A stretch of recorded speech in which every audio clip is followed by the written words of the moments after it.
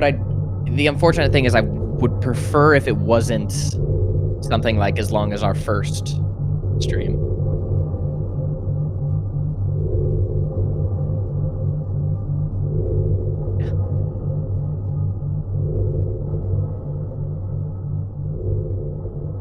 Mhm.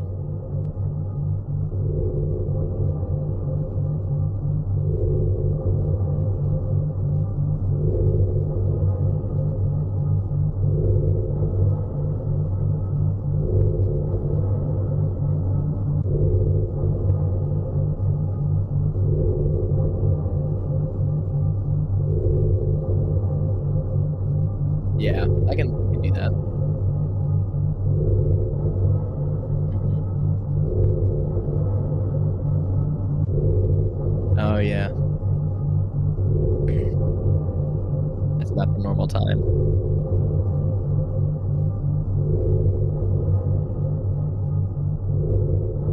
Okay, yeah, I could do Friday then, yeah.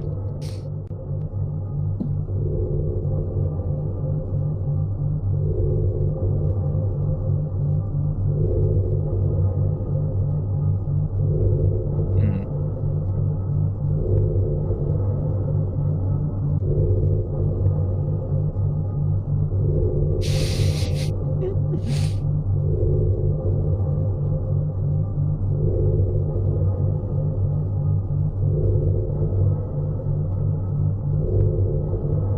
Good morning to the Samoa time zones, and welcome back to Doctor Who Series 1/14/40, Episode 7, The Legend of Ruby Sunday. Now I remember, I knew I had a joke lined up, and it was the foot of Ruby Sunday, because it's the leg end.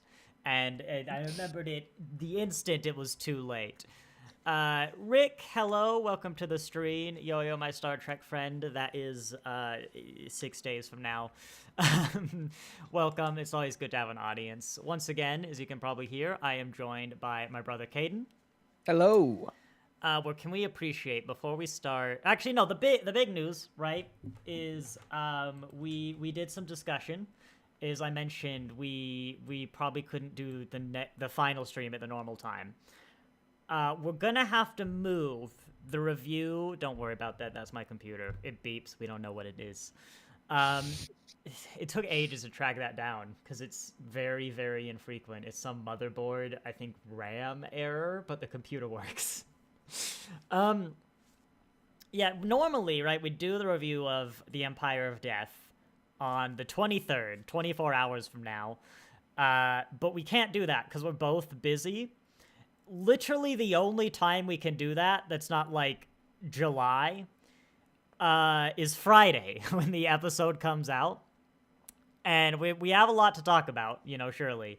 So we're going to move. We talked about this well in advance. There's been a lot of discussion. It wasn't literally the reason the stream didn't start exactly at 12. We're moving the review of Empire Death to Friday the 21st, like probably 5:15. The episode's gonna come out at 4 Pacific Standard Time. We're gonna watch it. It's probably gonna be a little under an hour, and then we're gonna go live. Like basically, that's it. We watch it, and then we're straight go. Which probably means my wife will join us, honestly, because we won't have any time to talk about the episode. But yeah, that needs to get there. You don't want to miss that. I realize that's really tight. A lot of people can't catch that live. Especially in the UK, if you were one of the people who wait for the BBC broadcast, you'll just miss the stream. And I'm sorry, but it's like that, or it's 2 weeks late. It's that, or it's conflicting with the 20 episodes of Prodigy that are all going to release on the same day. And you know what? I'm not dealing with that. I'm not dealing with the end of Doctor Who and 20 episodes of Prodigy. But yes, the other thing I was going to say before we start is, can we appreciate this, like, derpy-looking thumbnail image I found? For, you know, to kind of represent the stream. Oh, hang on. I've remembered. I'm not even set up properly. Kaden, you want to give your opening thoughts while I actually set up my little stream space? It was lots of ups and downs, sort of, in this episode. Um, generally, I think I can sum it up with a lot of really good ideas being presented okay. I think a lot was happening, and so up until like the midpoint in the episode, there wasn't a lot of substance to things that I think deserved more substance, if that makes sense. So in other words, you think this was a Russell T Davies finale through and through?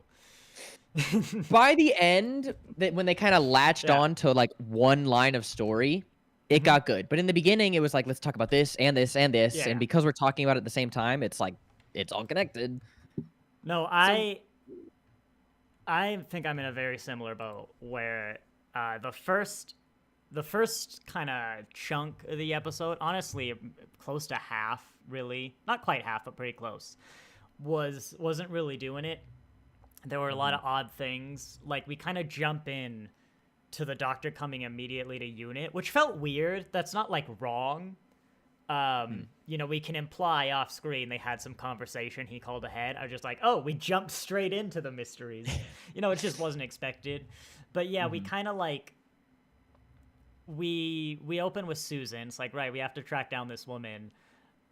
We kind of establish she's here. She is an imminent threat 90 minutes away from doing whatever might happen. And then we're like, also, we're kind of wondering who Ruby's mom is. And, you know, we want to, like, can this wait? You know, is this the most pressing thing right now? It's been 20 years. I think her mom can wait. Like, Yeah, right. 90 minutes. Right when they brought up, like, we have a mystery woman, and the doctor's talking about it, and then we have another one, and it was like, I, as an audience, know that it's connected. No, they're connected, yeah. But no one else has any reason to assume anything along those lines. Oh yeah, it was exactly that problem. Is like, we've known from like Church on Ruby Road that these two things are somehow connected. Yeah. But that wasn't great, and like, it's okay to have those two unrelated things. It's just really unnatural to go, this is literally 90 minutes, something might kick off, but Ruby's got a mom. Like, no. But you were right. Once they settled down to, like, the time window stuff, I was actually engaged with this. We can talk a lot more in detail later, but you know, I was engaged with this. I was finding it interesting, even though it was kind of weird. Like, we're now 60 minutes. But, and yeah, once we got Sutekh, we can finally say that word outside spoiler time. Once we got kind of here where we see the dust cloud, it really kicked in. It was like, okay, yeah, this is a good one. Well, I hope you enjoyed, as we're in constant agreement. I think we should just wrap up here. No value in the next 2.5 hours. This actually might be, surprisingly, I think the most we have agreed on an episode ever. We've got time. Oh, We've got time to find moments. I think I wasn't even showing the episode for any of that. I think I had the thumbnail up. Yeah, no. Are my 2 notes? Yeah, I just hope that the next part doesn't like bomb it. Yeah. It was promising here. I mean, we've had some like I don't feel the biggest problem with Russell T Davies finales is he loves a big reveal. He's said this, but often he'll write himself into a corner where like he has to pull a solution out of nowhere that's basically like a god. Like, you know, Rose basically becomes God and saves the Doctor. Is the ending to season. It's set up. That's like his best one. But it is still a Deus Ex Machina. It's like God comes and saves the day. This doesn't feel like he's in a corner, right? We just set up the villain to be super powerful, and you could undermine that, I guess. Like, if he's like toy maker, if you establish this powerful god and then defeat him with like, I don't know, a game of catch or something lame, you know, we could undermine that. But it's not like impossible. He's just got to fight someone powerful. That was Devil's Court. That was the original Sutekh story from the 70s. It'll be the way like how good and not good this episode was, like, doesn't leave me in despair over, oh, the next one's gonna suck. But I'm also not hopeful. Like, it really could be an incredible ending, I think. Or it could be fine. Well, yeah, this is just set up. Yeah. Hang on. The brother in the background on the same page. Are we, are the volumes good? Caden, can you talk a bit? I didn't actually check.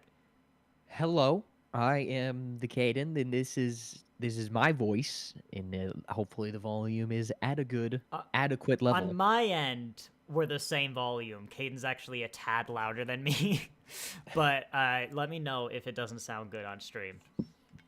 It's my projecting voice. Yeah, you had to mess with your mic a little bit for the first time in 6 weeks, so I literally haven't touched your dial. Also, if there's a background hum, it's me, annoyingly. I know. Give me a month where I've got $200 spare and I'll buy a new mic. Or donate $200 and I'll buy a new mic.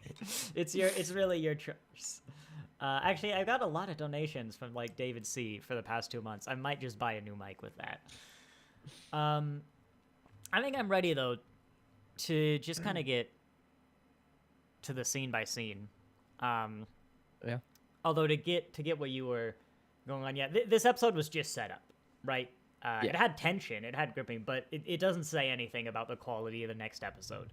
Mm-hmm. If anything, it's promising that Russell T Davies didn't write himself into a corner, because it implies he might have learned. You know, he's been away for like 20 years. He's become theoretically a better writer. Mm-hmm. But yeah, you know, it could be good. It could also be the worst thing Doctor Who has had in 50 years, but you know. Bomb this whole new series. Yeah, just whole thing. Hopefully it's good as well, because you know it is the first season, and we get our answers are actually satisfying. Yeah. But for our scene by scene, yeah, we already stalked the ending felt a bit weird. I do have a note actually for Yes. the first actual scene of this entire episode, Which I think I already complained about. I think maybe in the first episode we watched of this Space series, or maybe it was in Babies? Space Babies. I think I know what you're about to say. He doesn't need to fly Yeah. into unit when he could just Yeah, appear no. there. I don't like that. I mean, it's not like it's a contradiction. The TARDIS can fly. It's just, it is one of those things that's kind of weird. It's better here because the TARDIS isn't materializing. You do still have to ask the question, why did he materialize? Maybe, you know what? I would accept it more if it was like a joke that he can't really fly the controls, so he like materialized in the middle of the sky and had to fly in. But yeah, I'm kind of a fan of just the materializing in. But it's action. It's an action shot. You know, it's over the top. It's postmodern. It's which is kind of annoying. But that's the reason. But yeah. I got over it quicker than the first time though, because here it's the fourth time. Well, it's like this one you could justify as a theatrical thing he's doing for his little friends. Oh, you mean canonically he's doing it because he wants to look bombastic?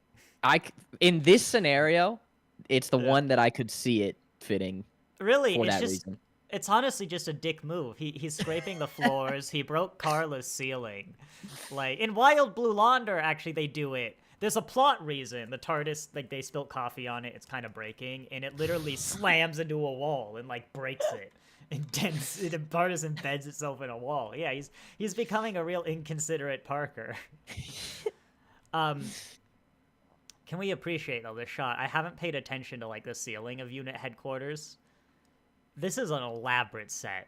Like It's a good set, yeah. This is the main set of the new spin-off. Like no question. You don't build this for like every now and then when you want unit to be in Doctor Who.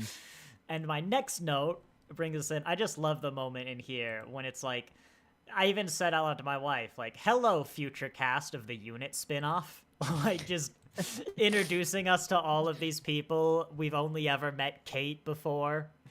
And I'm like, yes, you're a main character. You look like a guard, but you're probably just main character guard. We got, like, this kid. Which, interesting, I read the 60th actually had a scientific advisor. It was like a ginger woman in a wheelchair. And now they have the kid as a scientific advisor who's like got a weird segue. But apparently that kid's just filling in. Like, I guess for some reason they couldn't get the woman. I don't remember her name. So it's funny because that kid's not going to be in the unit spinoff. No, he was like one of my favorite characters in the unit. This woman this might not episode. be in the spinoff. Well, yeah. I mean, we'll see. But I'd be hilarious if none of these people are actually. By the way, the unit No. spinoff, I don't think it's been confirmed yet, but it's definitely one of the spinoffs. We've got a whole episode to kill off all these characters. So Yeah, I mean, well, what did you say? skipping ahead, I do love because it was such, right? Hello, future cast. Like, especially if you know they're doing the spinoffs and stuff. Yeah. And then so when this woman is revealed to be like a harbinger and she gets the skull face at the end, that worked really well because it's like you don't expect it. This is the main character. Well, not you, Kate. You are the main character, but you see what I have to deal with. Look at this is a picture of Rose. That's the doctor. A few comments in the chat. Like they asked the architect to try for that. Oh, I think you might be a bit behind us, Rick. If I'm being honest, there might be a big delay today for some reason. Or is a set they want to use? Yeah, they have reused this. So this unit set was in the 60th. But you don't keep this as a standing set. Like it's just too big. This is for a show. You don't keep that as a set you use occasionally.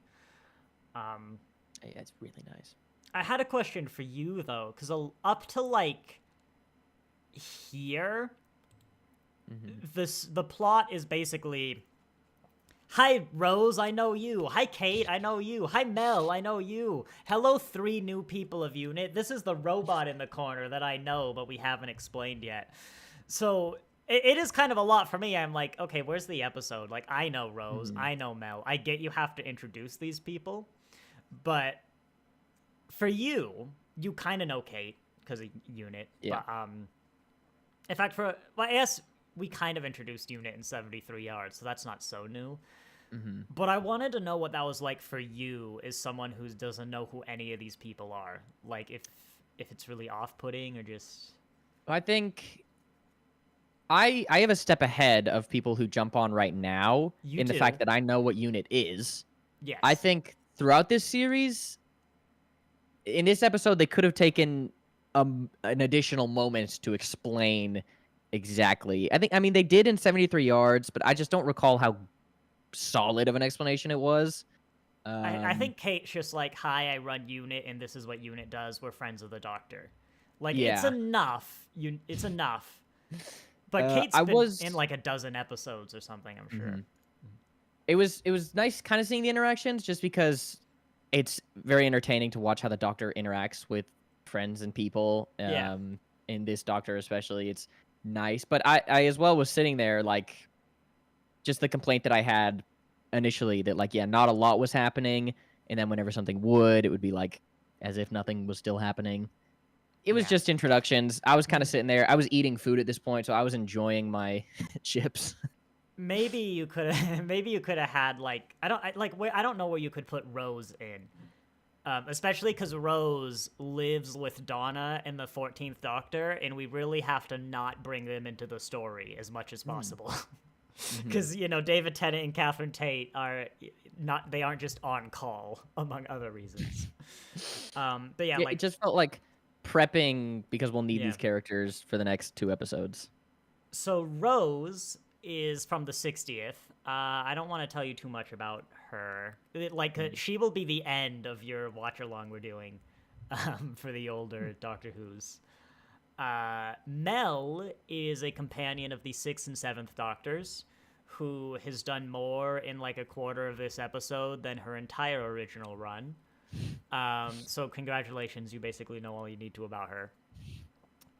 Kate, everyone else is new, except the robot in the corner, who I'm sure will be explained in like season 3 of the unit show. That's how the fan base deals with him. I want to bring attention over here. These monitors in the background. Apparently, Ruby was like a big mystery, which makes sense. Like all over the papers, police issue, fresh mystery baby appeal. What a headline. But that that actually helps a later complaint where I was like, could Carla actually just get that VHS, you know? Yeah. But I guess if there's some sort of public police investigation, yeah, that makes it more likely. Oh my god, wow, how much of this is what? I'll Well, say we have yeah. seeing Susan kind of, I guess before I say that, had we entertained or discussed the idea that Susan Twist was Dr. Susan? Because I don't remember Had talking about we? that. No. But it has come up in the fandom a few times. I mean, kind of like any mysterious woman, Forever could potentially be Susan, especially now when we're bringing her back. Like, Miss Flood was Susan, and Ruby's mom was Susan, and, like, Ruby is somehow Susan. I was actually going to bring up, though, because I have a lot to talk about this. I wanted to get if you had any thoughts on that question, I guess, when they were like, this might be Susan Foreman. That's her last name. When No. it was said, every moment that I ever felt smart in the show watching this season went down the drain because it didn't cross my mind, and I don't know how it didn't cross my mind because they're both named Susan. But as far as I was concerned, I was like, yeah, there's Dr. Susan and there's other Susan, and I never made that leap. Yeah. It's because, like, the actress's name was Susan, which, by the way, it would be very Russell T Davies to cast a woman named Susan Twist purely so that you can have the twist at the end, which we had a musical about the twist at the end, that Susan was Susan.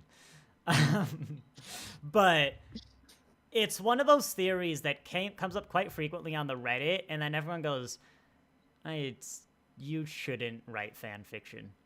It's like, oh, that wouldn't be good. And that was my first reaction, like, when he brought that up, and especially the lead into the cold open, I was like, wait, are we doing this? Because no. I didn't feel like jaw hit the floor. It was perhaps, firstly, the biggest moments of like, oh, okay, well, that's a big thing that is being presented as like less of a big thing, just how they did it with this episode. But also like it wasn't, oh my gosh, it was like, I never thought of that. For me, I think the big one, there were a few reasons I wasn't really in love with the idea, but for one, it got better is that bringing Susan back and having her be the villain is the wrong way to do it. It got better when the Doctor actually met Susan. It's like, okay, you're not actually the villain, you're just like somehow involved. But Carol Ann Ford, the actress who played Susan originally in the 60s, is still alive, and understandably is an older woman now. Like, it might as well look as old as Susan Twist. So if you're gonna bring back Susan, and not use Carol Ann Ford, but use somebody who is an older woman, so Carol Ann Ford could have played Susan anyway, the fan base would honestly be angrier than if you had never brought back Susan. Like, especially because she's now, I think, she knows she's older. She's an older woman. There's only so much time she has left. She's kind of gone from being like, oh yeah, it could be cool to do Doctor Show, be basically like, hire me. Come on, guys. Let's not have another Brigadier. I've only got so much acting time left. That's obviously not her exact words, but she came out recently, was like, I would love, like, all these new sets. Come on, I would love. It's polite actor speak for agent. Yeah. Come on, you don't pick up my calls. But yeah, so there was that, and there's just like, especially the more the episode goes on, that's a big reunion, right? The Doctor and Susan. Like, so much has happened since she left. Like, all the Time War, all the generations between, the Timeless Child stuff. You're not gonna fit that in this much of the episode, and also the next hour when you have to defeat Sutekh. It would be cramped. Yeah. It wouldn't work. It might have worked better if Carol Ann Ford wasn't alive, because then, like, you could recast Susan. Like, that'd be a reasonable thing to do, is just get a new regeneration of Susan. But it also, I don't know, it personally didn't feel very interesting. And like, so why would Susan, if Susan is the granddaughter, why is she appearing everywhere that the doctor goes? Like, that doesn't answer the question. There'd be like some other reason she's randomly going to all these places and living full lives. Would that make Linda the doctor's great granddaughter? Like, it doesn't. I didn't like it, and especially after the cold open, basically everybody treats it like Susan. This is the Susan. I don't know how to call it because they are both Susan. It's real hard to talk about. And so I was even like, wait a minute, was that the reveal? Like, yeah. Have we now factually established that this is Susan, or is it still a mystery? And I even told Alex, like, if this was the reveal, it's the worst reveal I've ever seen. Yeah. So that actually helped make the early part of this episode not good. However, I will say, because, you know, it does the whole thing about Susan's name. As soon as they showed that S Triad was a TARDIS anagram, which, funny enough, I've been avoiding spoilers, but I have never seen anybody bring up, I went, it is Sutekh. Because Triad was the one part of the name we couldn't get a Sutekh pun out of. It's like, why Triad? Like, it's Sutekh. Why do you have this weird middle word? Would it just be too obvious? But no, I've even talked about this every time we bring it up in like a spoiler zone. It's like, oh yeah, it's Sutekh. What's the middle? And I like how nobody clocked. To be fair, I usually couldn't remember his Triad. And it's just funny, because everyone in the episode was like, well, duh. It's obviously TARDIS. But I'm sure people noticed, but I never saw anyone.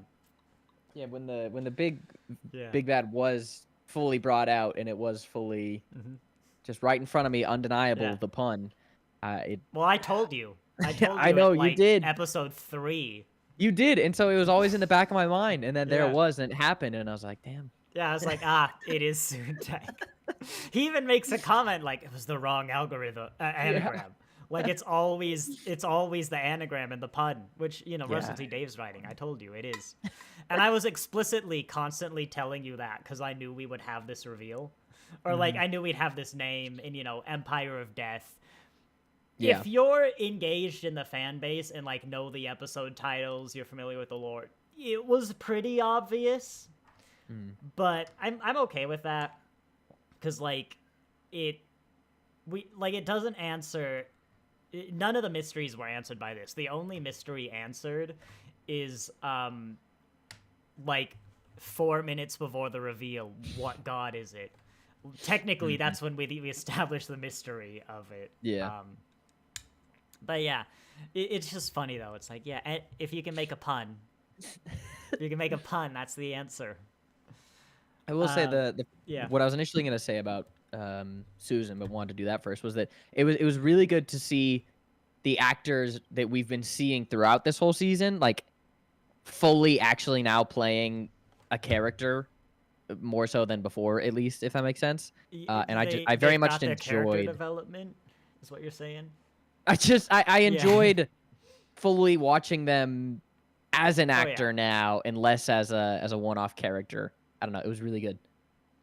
Do you mean like Susan's characters, or like Ruby and the Doctor and Kate? Susan, now no longer being a face that we see for one scene. Oh yeah, but a character. I liked her as an actor and the role that she was playing. I've known Susan, like the real version of Susan would be in the finale for a while now, because they do teasers and every now and then I hear glimpses, and it felt like I scrolled through Reddit and there's an article. I'm like, well, I think 4 weeks ago it was like Russell T Davies confirms major role in finale for Susan Twist. It's like, I kind of knew this, but come on, guys. But what I thought, go on. You build up a lot of mystery sometimes. It's an underwhelming payoff to finally meet the character, but I liked the one that was brought. Yeah, and I mean, what I thought you were saying as well, I do think, you know, there's still some lacking areas we'll get to, but we've had a few episodes now that, like, Ruby feels a little more like a character than just the perfect companion. The Doctor's settling in more as well. I get you do only have the 2 characters, but it feels more like we're well past the era of canonically the Doctor is in a TV show made by the gods and Ruby is literally the character of a companion. It's amazing how fumbled the early like half of this season was. Like just it's honestly incredible, but yeah, it feels more like a set, I guess, TARDIS crew. Hopefully, you know, like saying that, it's a shame, you know, we're up to the finale. Like, Ruby might be gone next week. Yeah. But I hope Ruby sticks around, and I think we could use another companion. I feel like someone else to round out like a trio, and I think a third character would help highlight different aspects of Ruby and the Doctor and help establish like their relationship versus the relationship with this new person. I would like a new companion. I can get behind that, yeah. I wonder if that would have made this season better. I could see that. Of course, I know the companion layout for next season, but hypothetically, you know, I would feel like like, a... Yeah, the character that we have with the Doctor and Ruby right now, it's hard as a 2-person, but if there was a 3, exactly what they are right now could be perfect. Well, okay, so when we've had one companion before, it's been the Doctor and Rose. I guess, like, the 10th Doctor always just had one companion. Russell T. Davies likes that. Russell T. Davies has never done multiple companions. But you have, like, the Doctor and Rose, and their relationship is a huge part, but you also have the Time Wars, like a massive thing looming over. Martha is underdeveloped, so honestly, she's a bad example here. People love Donna, but I guess maybe Donna just has so much character. I wonder if Ruby is going to go down like Martha, which you probably don't remember too much, and that's the point. But, yeah, not at all. Yeah, like most... I guess we do have a lot. Clara's a single, Bill is a single companion, but I wonder if maybe Doctor Who works better as 2. But yeah, no, even in the classics, like, it's usually one companion, and it's now weird for me realizing that. Wait, no, you don't! It's Bill and Nardole. You have 2 companions, and Nardole... So Bill is, like, the main companion of this era with the 12th Doctor, and they have a great dynamic. But there's also Nardole, who is sort of like a comic relief character. He's got a lot of jokes. I mean, he's his own character, don't get me wrong.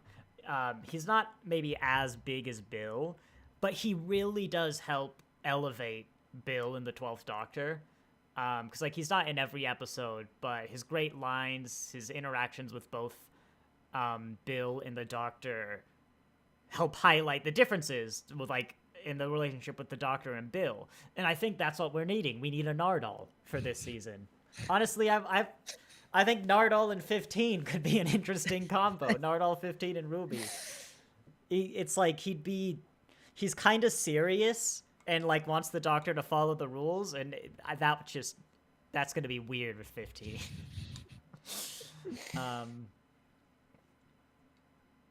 I did find an interesting note with Susan that they mention Susan seems to have been like a normal human person for like 20 years. Well, 60 years. Not a day over 20. But 2 months ago, they rebranded to Sutekh. So the implication is that like 2 months ago, Sutekh came into her life, which is, of course, when the season started 2 months ago. But it's not when Susan started appearing, because that'd be actually like way back in the 60th. But Space Babies took place in Christmas. That's probably never gonna come up. They probably went, yeah, 2 month season, and it's probably not even a plot hole. But I did find it interesting. Like, I don't even know what happened 2 months ago that could have triggered this. Maybe it's just Sutekh was like, yeah, this'll take 2 months. I mean, he's been waiting long enough, you know.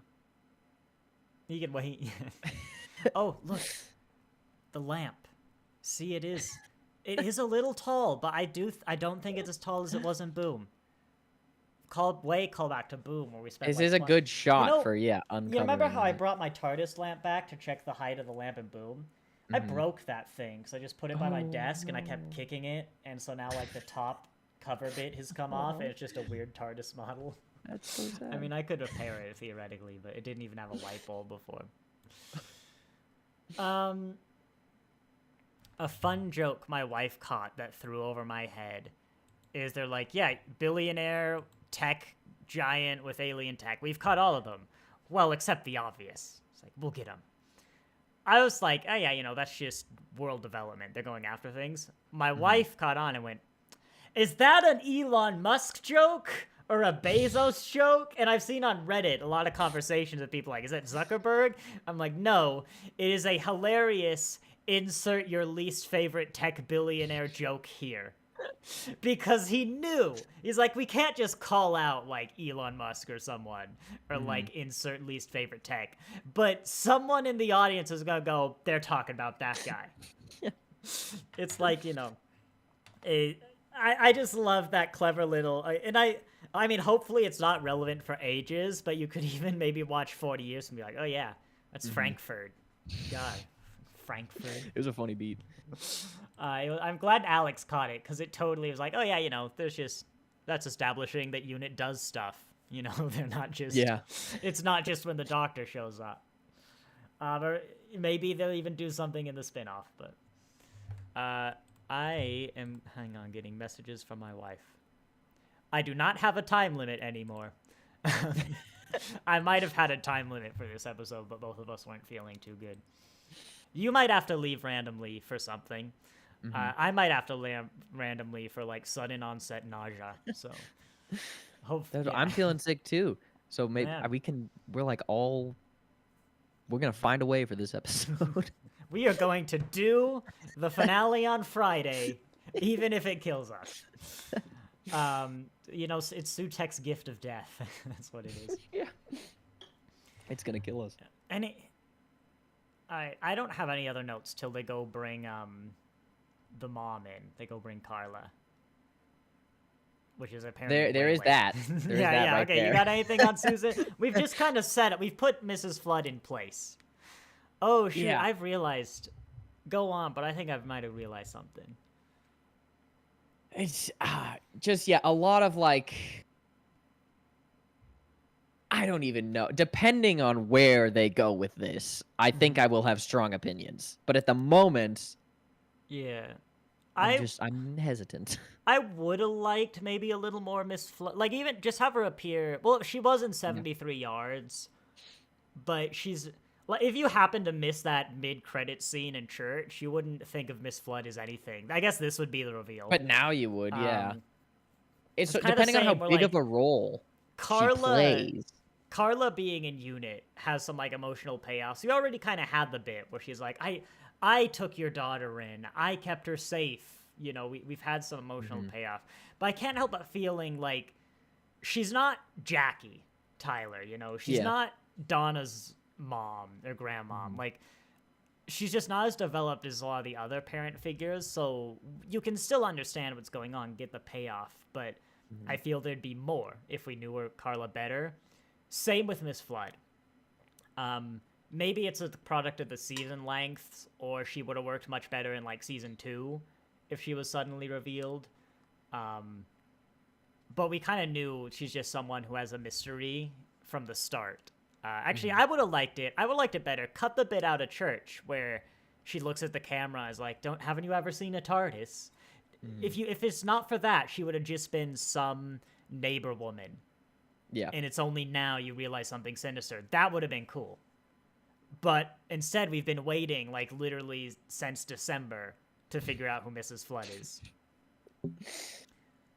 If they make her too big, I'll be upset. Right, is she's basically been like a chess piece on the board, and she's just been moved into spot for the finale. And that's why I made the realization. I wrote a lot of them down. At the end, we've had a lot of gods. We've had the Toy Maker, we had Maestro, we've had references. Sutekh lists a whole bunch of gods, and I have them written down. But someone who hasn't been mentioned is Fenric, who he's like... primordial evil. He's basically the personification of evil, as I remember. He's a 7th Doctor villain who is probably the most, like, recognizable god of the franchise. like if you were to be name a god from Doctor Who, I'd expect Fenric to be the most given answer. And he didn't get a name drop. And some people have commenting like, man, this guy's been getting shafted this season, like totally sidelined. Because we had the fucking Trickster nickname drop name who wasn't even in Doctor Who. But I wonder if Miss Flood might be revealed to be Fenric, because he's like a super powerful deity, and maybe there's some sort of fight going on. And because Fenric's whole thing was he was like a chess master. He was sort of the perfect opponent against that doctor who was like a manipulating chess master doctor. And chess comes up as like a big sort of emblem or like, you know, sign of Fenric. So I wonder if Fenric's basically putting himself in. Can that be interesting? It'd be unexpected because Fenric was originally played by a male character too, but that's just kind of the subversion. And it's like it's literally a god, man. Like the god can be Mrs. Flood if he wants. But that could be a reason, just like finding something that's absent and putting it in. Do you have any strong opinions about, now that we do know, you know, that this isn't a show for the gods' amusements, but Miss Flood still decides to talk to the camera? I mean, that was like a mid-credit scene, you know? You can bend rules. In this episode. I'm not sure she does. See, I knew this would come up. What? Well, she doesn't look into the... I mean, it's kind of... You telling me she's looking out the window? I think she's looking a little above the camera. But here's the thing. Get out of here. Okay, is someone who hates fourth wall breaks as well. Like, there are times when the doctor definitely looks in the camera. But right now, you're looking at something, right? Like, just in real life. And in the show, like in the universe, there isn't a camera, right? Yeah. She's definitely looking at the camera. You know, you're right. There isn't a camera, but your characters still have to be looking somewhere, right? So, I mean, in the show, she is looking out the window right now. There is a window behind the camera.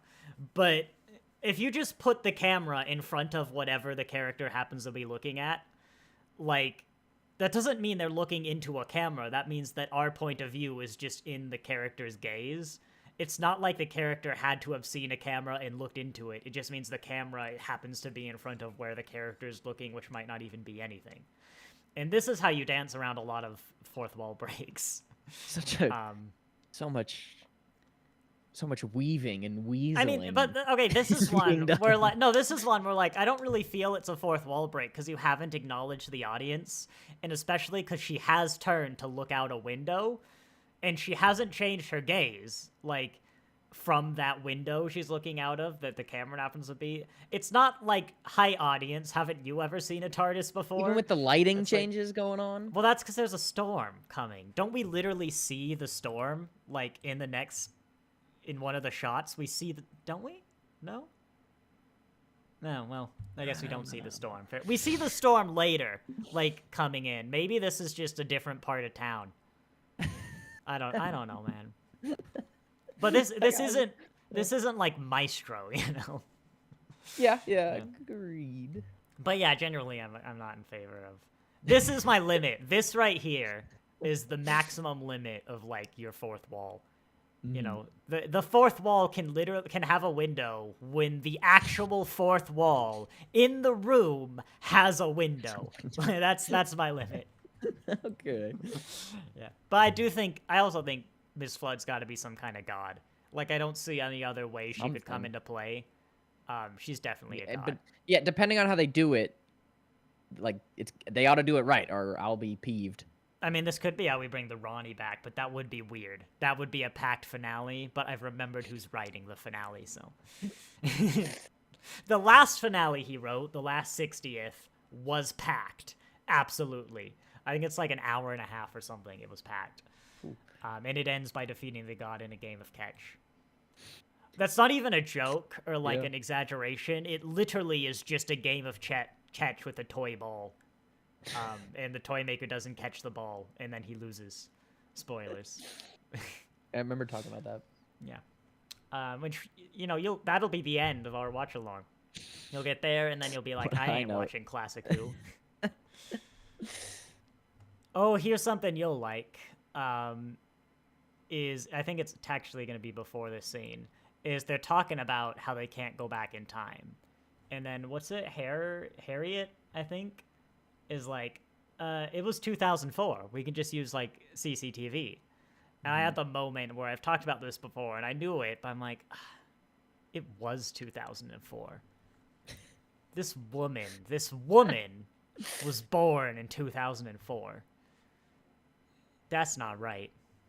Women aren't allowed to be born in 2004. Girls can be born in 2004, but, you know, they're young. 2004 was like yesterday. David Tennant was the Doctor in 2005, and he was the Doctor last year, so it's like 2006, right? No? Did that break you somehow? I think because I was already trying to think of a different date thing in my head, and that did break me. The reboot of Doctor Who came out in 2005. Oh, wow, yeah. Yep. So, yes, Ruby Sunday, the actress is like a month older than the reboot of Doctor Who, if I recall correctly. She might be a month younger, though. I don't remember. It's close. It's very close. Like, it's weeks. Oh, that's weird.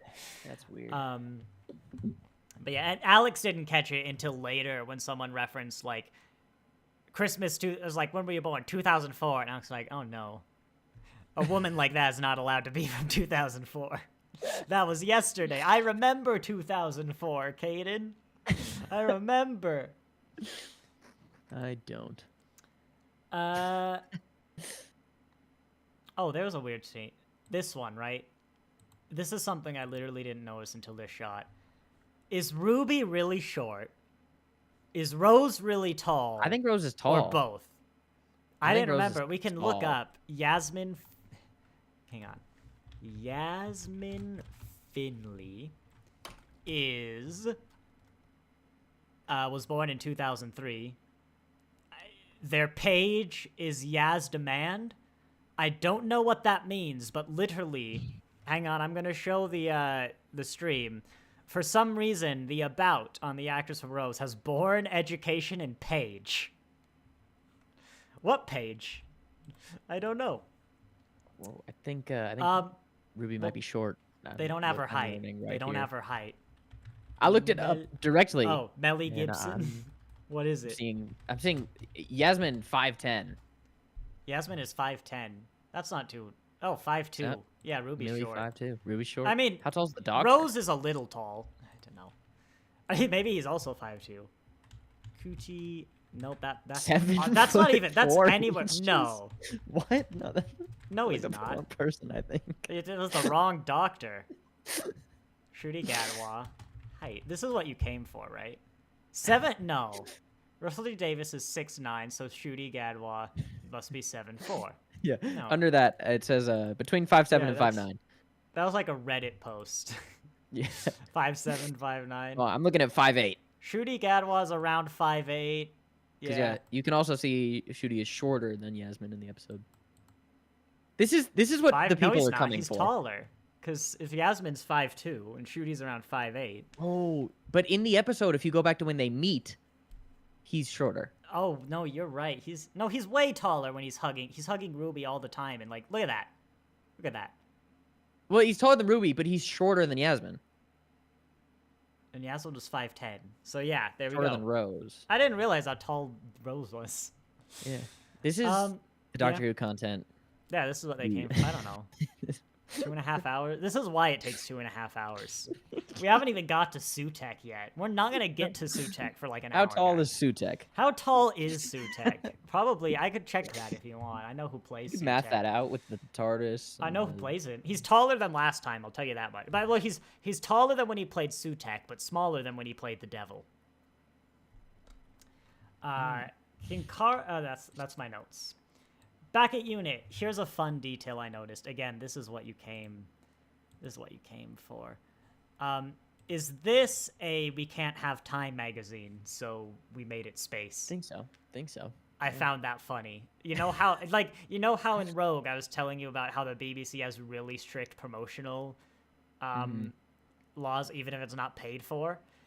This is why I was surprised to hear references to D&D and like a bunch of other stuff the BBC doesn't own. Yeah. Is that they can't do Time magazine apparently. So, do we want to talk about what has to be well done, Russell T, the strangest line in Doctor Who I've ever heard? So, What is that? the Doctor has a granddaughter, right? Mm-hmm. Oh, And for the first time in 60 years, we have directly asked the question, doesn't that mean you got kids? Mm-hmm. That's exactly how Kate said it as well. She went all Southern. She is from the South, just the south of England, not America. And the Doctor was like, not yet. Mm-hmm. Because, like, Time Lords, you can have a granddaughter before you have kids, which is true. You can. You can, but, like, okay, so are we saying that the Doctor at some point in the future has children, those children have Susan, and they send Susan back in time to the first Doctor, fundamentally violating the laws of time. They just send her to Gallifrey, which should be impossible anyway, because Gallifrey's entire history before the Time War is time-locked. You can't change it. And the Doctor he was like, yeah, all right. Like, so the Doctor, first Doctor, someone arrives, like, I'm your granddaughter from the future. You're one day gonna have kids who have me, and I am gonna live with you. Didn't go, this is a fundamental violation of the laws of time. Like, I can't do this. He was like, yeah, I guess. And he went to Gallifrey, and they were like, yeah, I guess. Like, I mean, he breaks rules. Oh, you know what? I wonder if they're setting up this is why they left. Like, I wouldn't like that. But, like, the Doctor had his granddaughter come from the future. He decided to take care of her for reasons, and he had to flee Gallifrey because that's a fundamental violation of the laws of time. I hope that's not the We Brought Back Susan episode. But, like, okay, right? At least it's not a contradiction, right? Well. Yeah, I was expecting that. I've been a father before, Donna. I know, like, I've had kids before. I've mentioned this at least a few times directly. And Russell T. Davies wrote those lines. In fact, actually, Doctor Who, the Doctor's Daughter, written by writers. Okay, Russell T. Davies didn't write those lines, but he show ran the line, Donna, I've been a father before. It was just weird. The whole Reddit's like, what the hell was this weird thing you said? Like, why are we still afraid to say the Doctor had sex that one time? Like, you had a hot summer with Houdini as the third Doctor. Come on. Like, I don't understand this line in any sense. It's an interesting choice. Yeah, because it had to be acknowledged. It is instantly going in the bin of we're never talking about this again because it was just weird. It's I am half human levels of what. I did like the concept of being able to have a grandchild before you have a child, and I was like, oh yeah, they mess with time. Can. That's kind of cool. Yeah. But the Doctor doesn't. But beyond that, yeah, it's like you're right that hypothetically, do you just not want to tell Kate about your kid? Maybe he doesn't want to talk about it. Like, there's your way out. Like, but he did just complain that he was really reserved in the past, and he's a new Doctor, and he's trying to be different. Except I'm gonna make up this BS about how I don't have kids yet. It was just so weird. It's like you're technically right, but like not. Doctor Who is ruined. It's not my hashtag. Not my Doctor. It is ruined because they don't have sex. Yep. No, the Doctor. We're past that. When they add sex, well, this to Doctor was a Who, weird thing, right? So it'll be good again. They brought Susan back for the 20th anniversary, and they tried to get her not to call the Doctor grandfather because of the implication that the Doctor would have had sex at some point to have kids, and she was like, I'm calling him grandfather, or you don't get me. That is your choice. And they had to begrudgingly allow Susan to, like, say grandfather, because they were very afraid of it for some reason. Like, no, the Doctor can't have sex. Like, whoa. Not even like with his wife to have children. That's just no. There's whole EU stuff before the reboot that Time Lords aren't even born, like they're sterile, so the whole race doesn't have sex. They grow their children in looms, which are like vats where they make new Time Lords, and that's how Time Lords are made, and it's how they've been made since Rassilon. Like, to get away to make the Doctor asexual, they've made the entire race asexual for literally as long, like billions of years. It's this weird. It's like, quite come elaborate. on, guys. He had a kid. Yeah. He has kids. Let's get over it. Also, look. Eventually, right here, we'll get to the good part of the episodes. Yeah. Did you find the line weird where they bring Mel in and they scan Susan? It's like, Susan, human confirmed, and the doctor goes, but we know that already, don't we? But yeah, I didn't. Doctor, you know think that. this is your granddaughter. You literally came off a conversation about how this might be your granddaughter. So are we saying that Susan is somehow 100%, that somehow you in the future have a child who is fully human, and then they have a child with another human, and that is Susan, and you knew this all along? Because to be fair, it's technically never been established in the show whether Susan is a full-on Time Lord or just a Gallifreyan. Like, we technically don't know if she can regenerate. But, wait. Surely that's the end. Like, this isn't your granddaughter. But he talks about how, I don't know if it was before or after this. Either way, it doesn't make sense. Talks about how that could be his granddaughter because she can change her face. So, usually we regenerate to avoid death. It is true that you could just do it whenever you want. Actually, Romana does in a weird scene where she just burns through like 10 regenerations in one go. It's like, that's awkward. We've already established there's a limit. But there's 2 seasons of a Big Finish audio drama to explain that one away. They're good. But the Master regenerated to change his... actually, he didn't regenerate, but he did hide away from the Time War. I guess in the show you could say he regenerated, but in the EU you can't. He regenerated to hide from the Doctor when you find him in New Who, spoilers. Like, we've had a few regenerations that aren't just because someone died. Yeah. So, like, theoretically, Susan could have hid from the Time Lord to regenerate, or hide from the Doctor. It's inconsistent. So Time Lords can recognize each other when they regenerate unless the plot doesn't want them to. That's the rule. But if Susan's a human, and we know she's a human, why would the Doctor assume... No, that's a good point. There was a regeneration. Like, yeah, this should be the end of argument. So in theory, there's like a chameleon arch that can make the Doctor or Susan or like someone human. They never bring this up though, that like maybe it's chameleon arched. And like they say the disguise is regeneration. So like it's not unreasonable for him to go, this is 100% human, but also my daughter or my granddaughter. But you never bring it up in the plot, or like Unit shouldn't know this. Unit shouldn't be able to go, well, Doctor, like, this isn't your granddaughter. This is a human woman. It is just, the whole Susan thing is just handled so weirdly. I don't know. I hope all the setup we got about... Oh, yeah. Sorry. This season, in Boom, the Doctor tells someone dad to dad. Like, in this season, we established the Doctor's a dad. Sorry, I forgot about that one. I swear it gets mentioned a few other times, but yeah, no, this season mentions he's a dad, and Russell didn't catch that and go, Steven, he's not actually a dad yet. It's like, what the...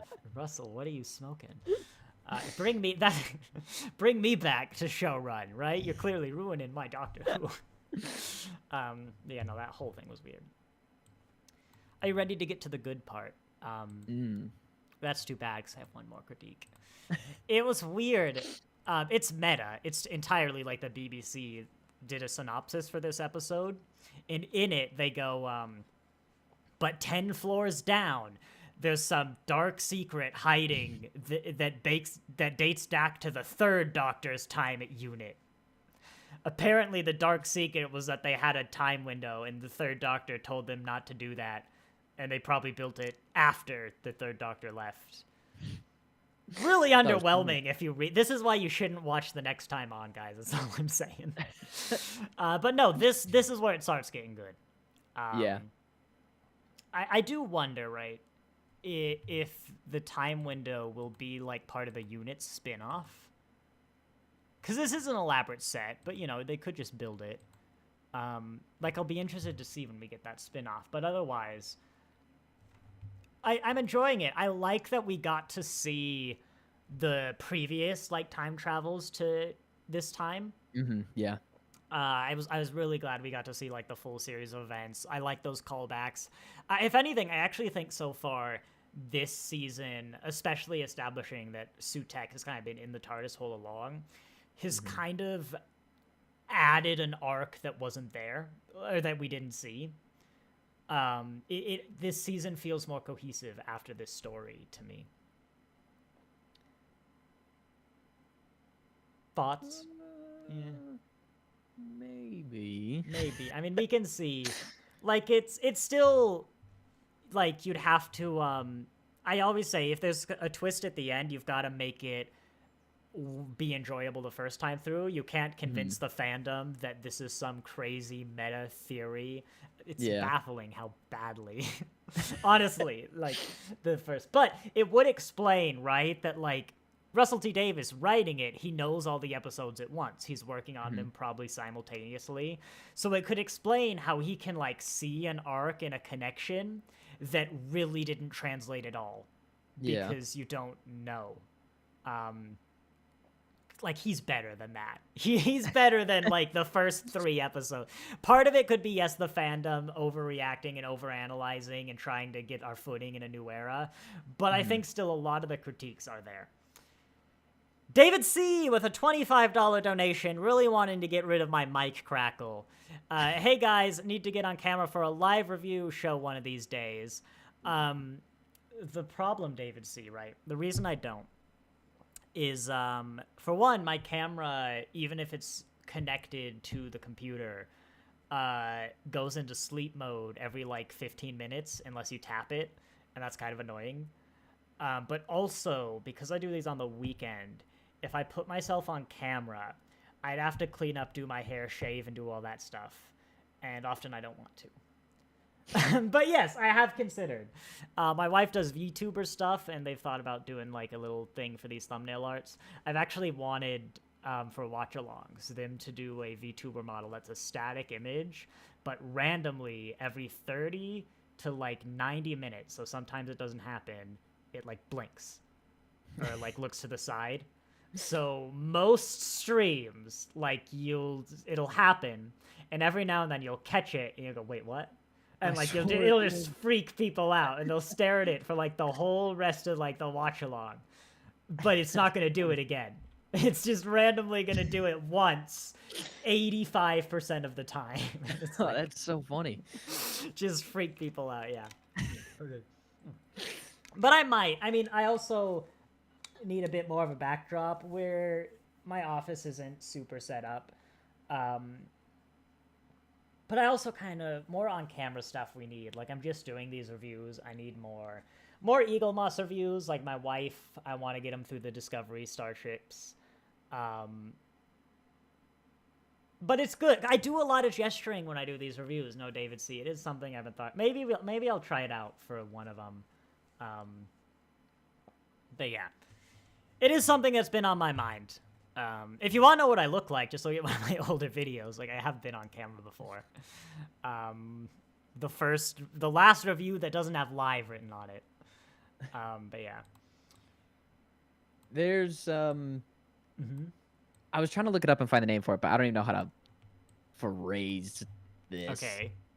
But this, like, concept within writing that I thoroughly enjoy when it's done right, but it's really hard where, like, as a story's happening, you have not a clue where it's gonna go next. 73 yards. Every step you don't know.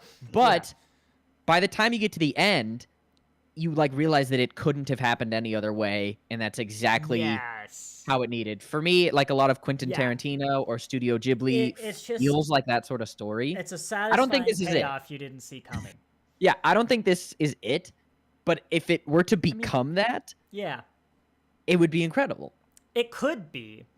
We'll get into why later, but I'm very confident the woman in the story is Ruby's mom.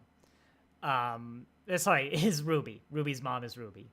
Like at least the woman we have been seeing, not necessarily that Ruby gave birth to herself.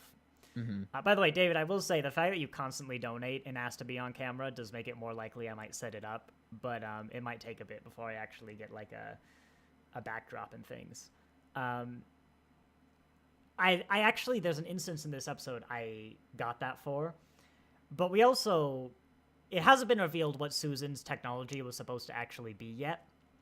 It hasn't been revealed who Miss Flood is. It hasn't really been revealed why Susan keeps appearing. Actually, maybe we'll just drop it and say it was Sutekh, but we don't know why Sutekh needs Susan. We don't know.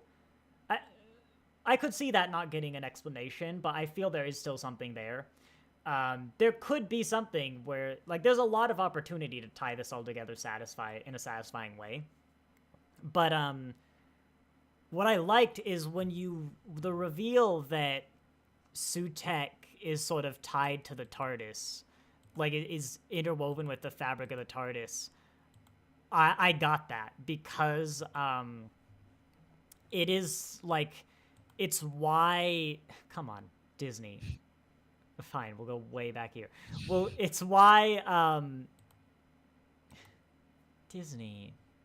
It's why Susan Twist has always appeared. I missed it. It's why Susan Twist has always appeared where the Doctor goes, right? It's it's a satisfying thing because you don't expect the TARDIS to be the villain. It's not, but you know, I don't think we've ever had anything like this. Not really, where like the TARDIS was the vehicle for the villain. It's a very clean way to get the character exactly where they need to be. Like everywhere in the universe, they're just where the Doctor happens to go. And yeah, I like the twist. And it's also just, how do you undo that? I mean, you can't like destroy the TARDIS.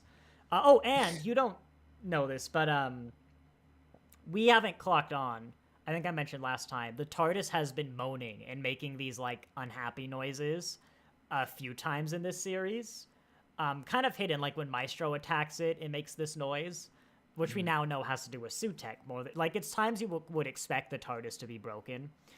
It happens in Wild Blue Yonder, the 60th, where once they get the TARDIS back, at the start of the episode, Donna spills coffee on the TARDIS, and it doesn't like that. It kind of breaks, and it has to go repair itself.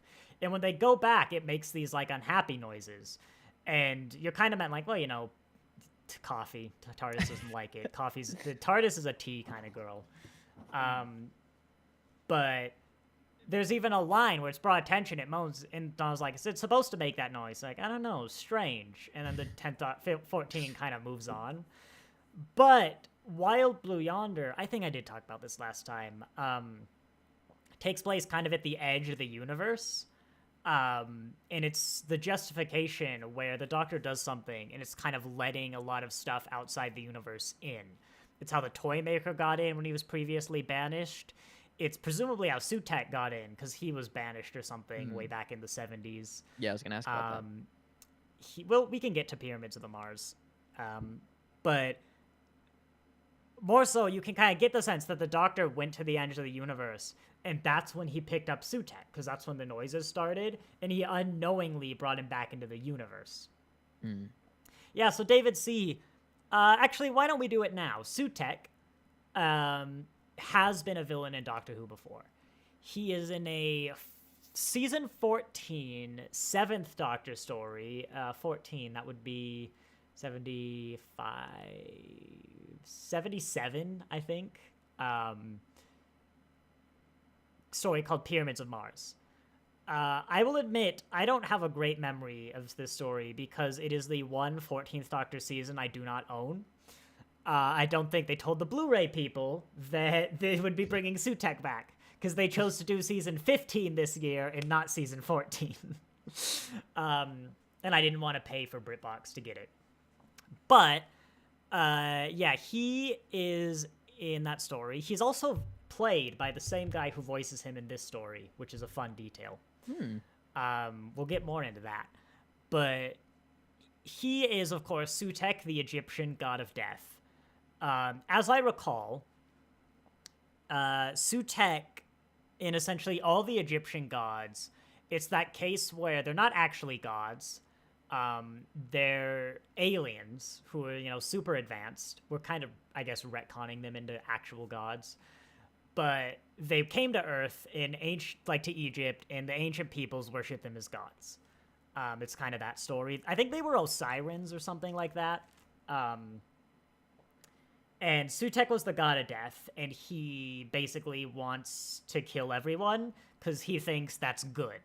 He thinks that's beautiful and wonderful. It's a highly regarded story. There's a reason we're bringing Sutekh back, specifically. It's a great performance as well. I will admit, this is one I've been wanting to rewatch for ages, because it is also the episode, as highly regarded as it is. I think it gets the pick of, top Doctor Who story for a few people. It is also the story I gave up on Doctor Who for a while on. And I don't know, though, right? I really didn't gel well with the Fourth Doctor's first season. Is it because Pyramids of Mars and those other highly regarded stories I actually don't like? Or I was watching a lot of Doctor Who. I was a little, too much, burnt out. I really liked the Third Doctor.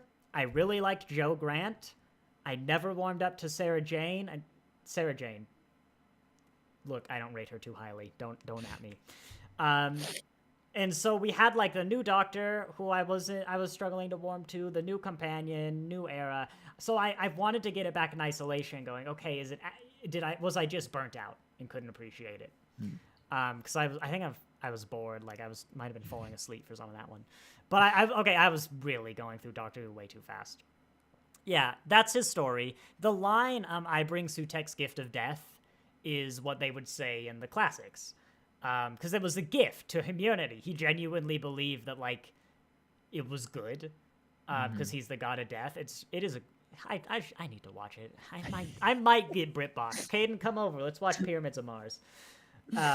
But yeah. And I didn't realize, I loved hearing I bring Sutekh's gift of death, because even for a story, personally, I don't regard too highly, and I've been meaning to rewatch it and be like, how actually is it now in, retrospect?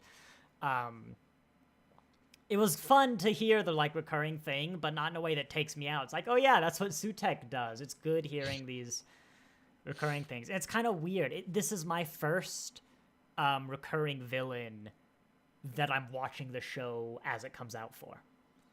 And so it's kind of weird to me. Sutekh's from the 70s. He's not from he's not from now.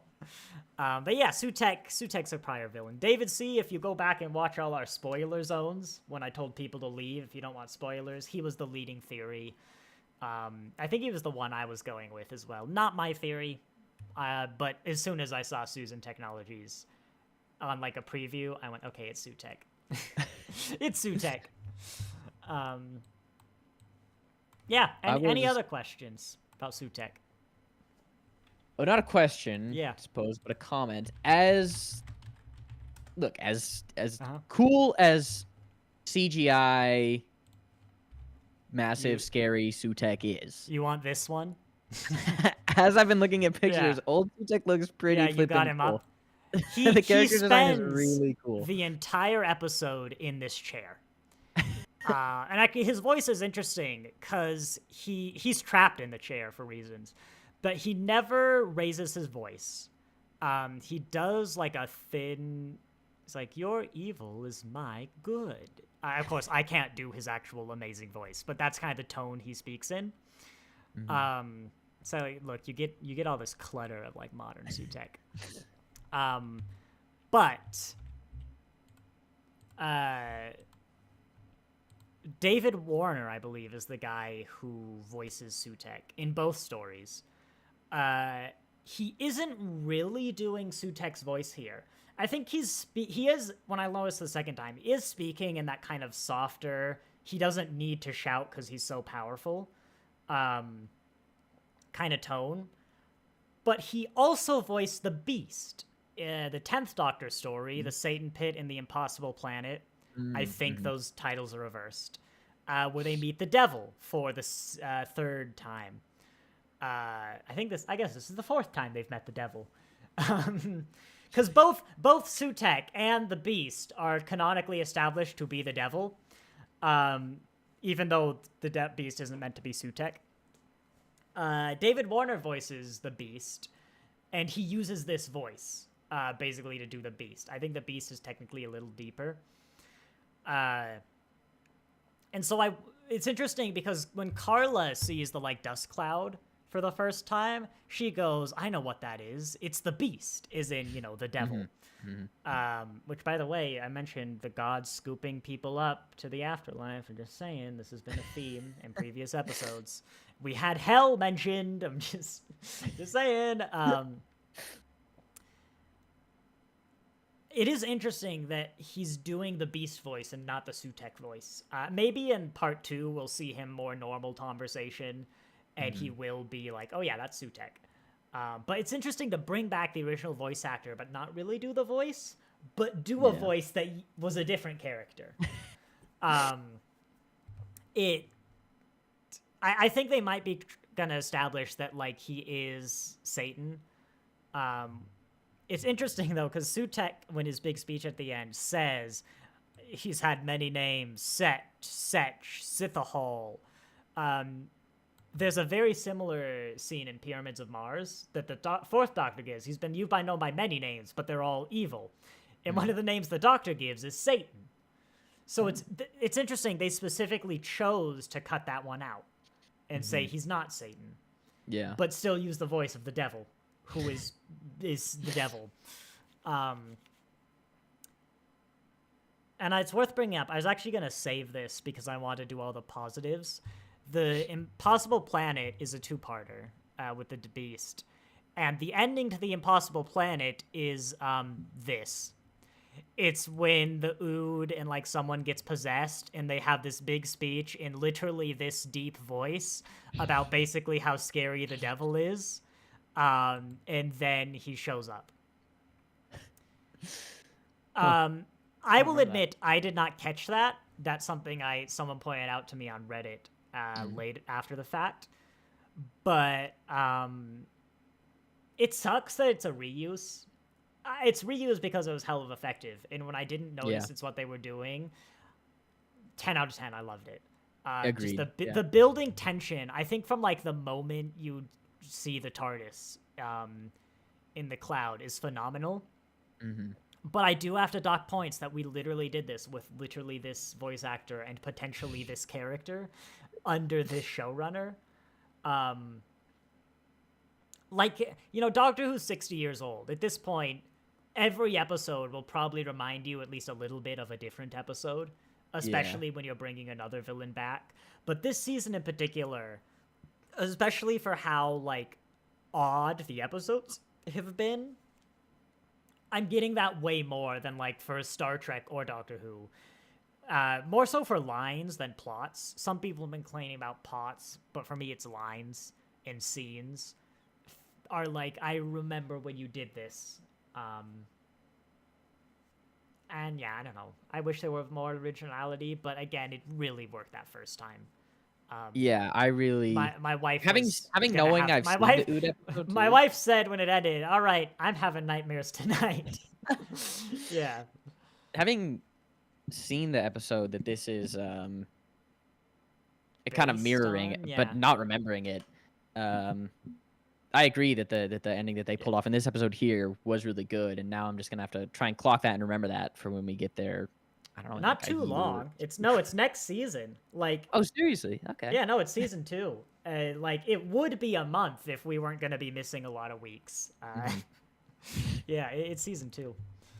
Well, yeah, it was. I mean, I guess really good, dear. Conceptually, you are basically doing the same thing. You've got a super powerful god of some evil force, death, evil, and it's a two-parter, so you introduce them at the end. Like, broadly, it's a similar story, just with a different villain. I'm not going to claim copying, because they're doing very different things. And in The Impossible Planet, you don't try and figure out who Rose's mom is by using a unit time window. They're different stories, but that's the sort of level of similarities you can expect from a 60-year-old show. Like, this is kind of the Satan Pit. Not, this is literally a shot-for-shot scene of, like... Yeah. Someone pointed out as well, Rogue, the scene where the doctor, I almost said Jack. Rogue. I forgot his name. Dance is actually apparently a shot-for-shot remake of a Torchwood episode where Captain Jack dances with Captain Jack. Don't worry about it. It makes more sense. Believe it or not, those are two separate characters.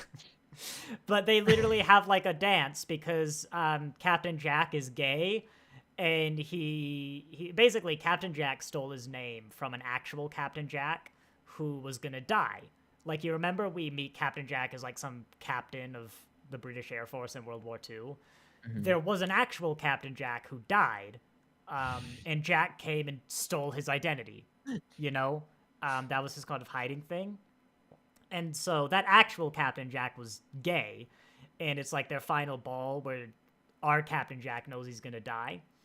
And they've, they had horny for each other. It's like Rogue, except it's Captain Jack, so it works. And yeah, if you missed last week, I didn't like Rogue. I think... Well, basically, they have that similar scene where they have that last dance, and everyone's like, there's a man and a man. Like, oh, what's going on here? And it's what they did for Rogue. I think there's two levels of, like, reusing, or there's a spectrum of reusing things. Yes. Where you do nothing and it's completely, original, or you do it shot for shot. That's rare, but broadly it's original. For me, I'm fine. I think both ends of the spectrum are okay. It's the middle that gets fuzzy. If you do something shot for shot, but you don't don't reuse the whole story, but if you say the Doctor did the same dance with Rogue as Jack did with Jack. If you did that shot for shot and it was a dance, I think that's a cool homage in little, like... I think it depends what you're taking from, though, because it could easily become very bad. But if you take, like, the exact same villain 20 years later does the exact same thing as it did in a different story, that's not cool. But, like... Yeah. I think you get what I'm coming with. Often the recurring villains can kind of be... It's the classic story, but it's New Who now. Example, not written by Chris Chibnall. Example, not written by Chris Chibnall. They exist. This isn't a dig. This isn't actually a dig on Chibnall. I just am really struggling to find. We'll go with the one. There's one that introduces the Silurians, the Cold Blood and Hungry Earth, which is actually one a lot of people like. I did until his era. We'll get there. But it's basically the original Silurian story. It's just a New Who now. Like, if you watch that and then watch the original, you're like, yeah, this is basically the same. But to be fair, like, every Silurian is the same. They were the original inhabitants of Earth. They're waking up, and they want to destroy humanity, so humanity tries to destroy them back, but the Doctor thinks we should play nice, because we both have equal claims to Earth. That's the Silurian story. They are all like that. So, even the second classic Silurian story is basically just the first one. It's... If you take too much of the wrong thing, I agree. But you take the right things, I think you could do it the exact same way, and it'd be a really good moment. Yeah. I just wonder if I had noticed what they were doing, or, like, if we had just watched the Satan Pit, and then we came here, would I be... I've seen this before. Like, would it be as impactful? And I don't know if it would. I probably wouldn't, because on the second time, it was nowhere near as impactful. Just, I guess, because you've seen it, I didn't feel that tension as much. This is more of a disposable is harsh. It's single-use episode where, like, it's that one time.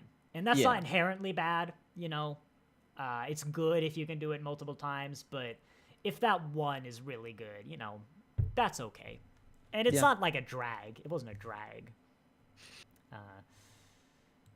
Where actually were we? Oh yeah, there was a little bit of a reveal here. You wouldn't catch. Mel mentions to Clara that she lost her family to some horrible things, which you probably go, oh, that's an episode of Doctor Who, isn't it? It's not. I'm not aware of any story. In fact, I'm not aware of any reference to Mel's family in any EU. And I've heard a lot of Big Finish.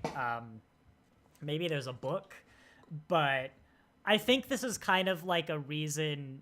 Mel's exit is kind of weird. They just one day in the far future decide, you know what, Doctor, I think I'm done traveling the universe with you. Instead, I'm going to travel the universe in this spaceship with this criminal we just commandeered. It's like, oh, Mel, you don't have like a life in the 70s or a family or anything? Don't ask how she's here nowadays, by the way. She took a space zoom or whatever. I don't remember. It happens. It literally is waved away. Like she took a zoomer or something. And the doctor's like, what's a zoomer? It's like, oh, it's how you get places. It's like that's the explanation for how Mel got back to here. But I think it's kind of justification for Mel really didn't have any characterization. What was this makes it better. Yeah. The name of the companion who wore nothing and was there with K9? Leela?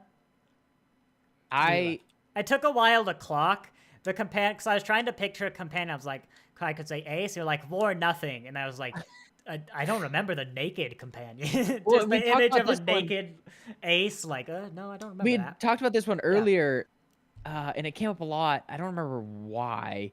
Well, but when Leela, Mel was introduced, I immediately thought that it was Leela. Mel was this person. I was like, oh, no way, we were talking about her. No. But, Leela, well, clearly hired for reasons other than their acting talent, is actually like a top tier companion with an amazing character, and is just one of the best companions ever, and absolutely nothing to do with their outfit.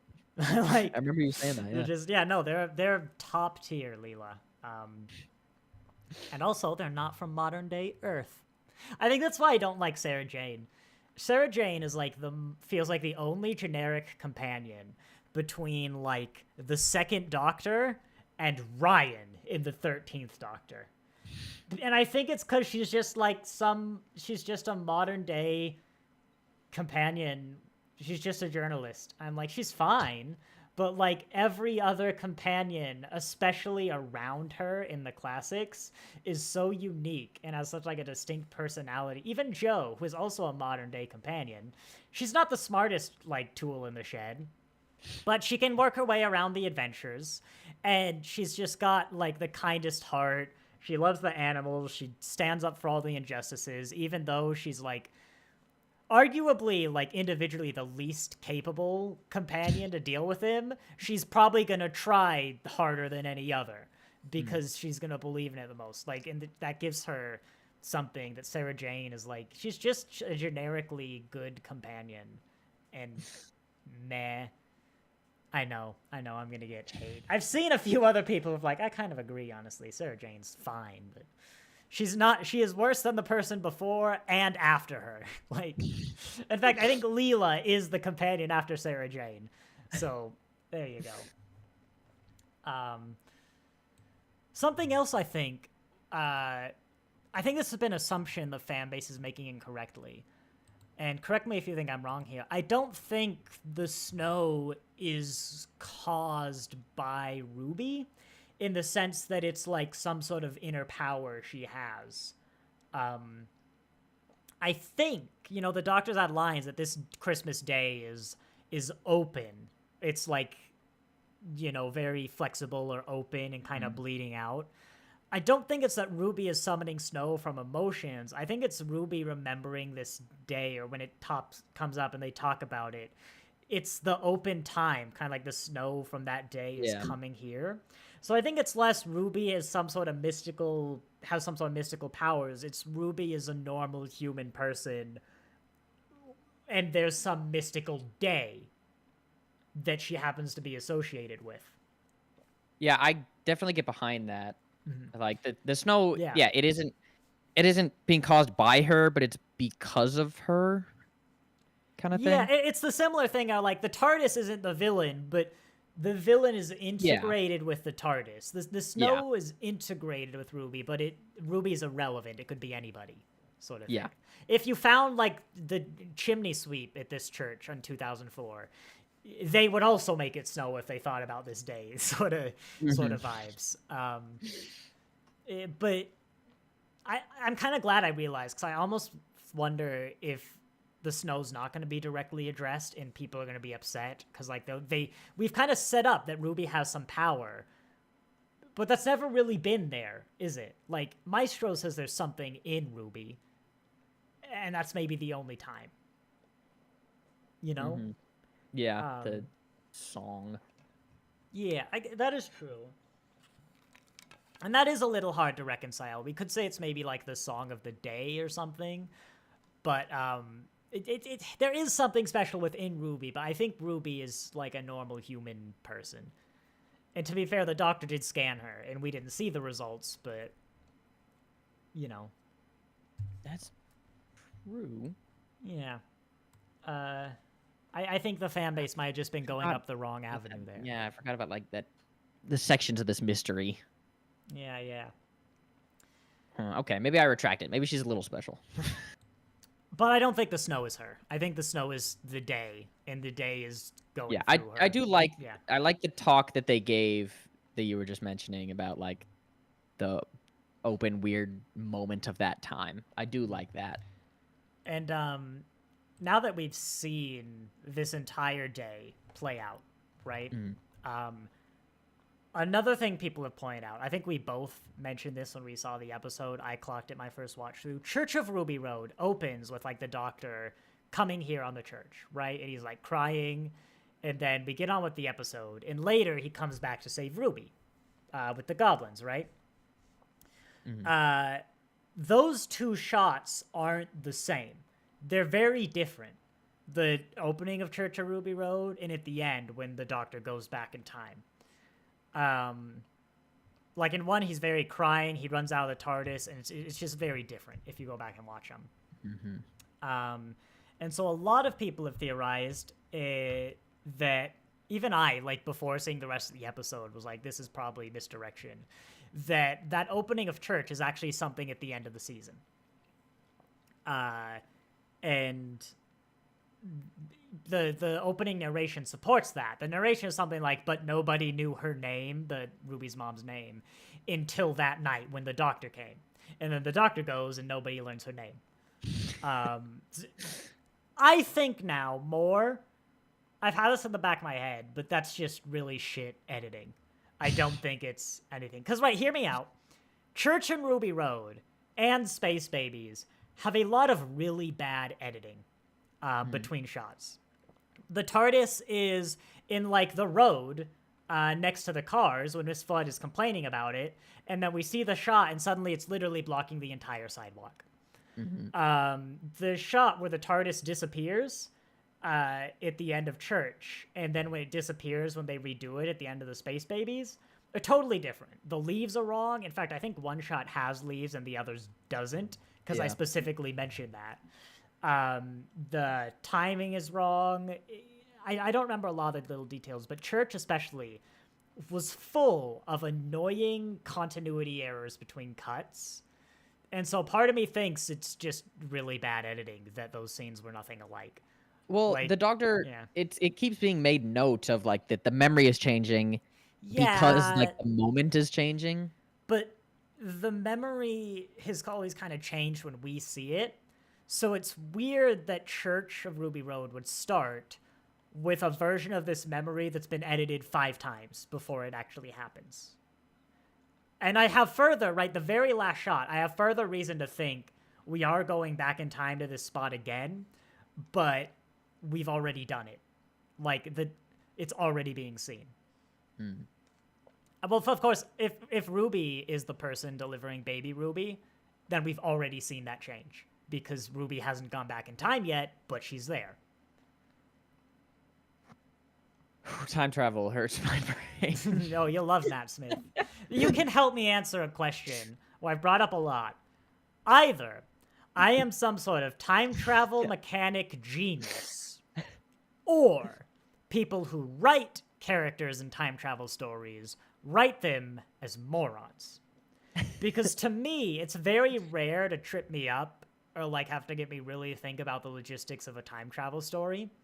But like, you're a Star Trek captain who's had half a dozen like time travel encounters, and you meet yourself in the future, and it's like, you banged your head, but like, I'm future you, so if you banged your head, how come my head doesn't hurt? And they're like, God, time travel, or it's like, I gave up, it's like, you gave up coffee 10 years from now. It's like, I don't understand. Time travel doesn't make any sense. This is our excuse to not justify anything. It's like, what do you mean? That doesn't make sense. 10 years from now, you will give up coffee, and that's just in the past for her. Like, why? I don't understand. But I don't know which is true. I don't know if I'm a genius or the characters are idiots. But you'll help mixture. me. You'll help me figure out which one it is when we go through, right? Yeah. Like, because I've been tripped up. I think even in this season, we cut to something where I was like, I've now hit my point where I'd have to actually really start drawing this out. And it's not, yeah, it's like, I don't know the timeline of Doctor Who from River's perspective all in my head. But, like, I understand when the key moments happen, and I know that it's the wrong order, and that's enough. You don't need to know more than that. Like, yeah. You're just resilient to the confusion, maybe. I want to know, is it that I'm, like, the top 1% at this, or is everyone like me, and it's just the writers underestimate their audience massively? I mean, you have more practice than most people, considering how time travel would work. Oh yeah, I'm into this. I have a very logical mind. I'm very good at quickly kind of getting up to some fictional rule set. I'm the sci-fi fan who does the reviews. I know all these little details. Yeah. I can tell you about that one time when, like, the doctor said something 50 years ago that contradicts this in a minor, annoying way. So, like, I have reason to believe I might actually just be really good at this. Yeah. But I don't know. Like, I'm sure at the very high end, I think I'm at least a little better than most because of the experience. But sometimes it's like the really basic things, like, when someone from the future will to refer to something that's yet to happen is like the past. Yeah. Or when the doctors meet, it's like, he's me and I'm him. The companion's like, it doesn't make any sense. Time travel, man. It's like, what do you mean? How did that not make sense? It's like, it's the very, very basic stuff that the characters don't understand. I'm like, is it actually hard? I don't know. But yeah. I mean, what exactly is River's timeline? Yeah, no, that's a spreadsheet, and like that takes a lot of effort to figure out. But you don't need to know the whole thing, I'm a computer scientist. I can do abstraction.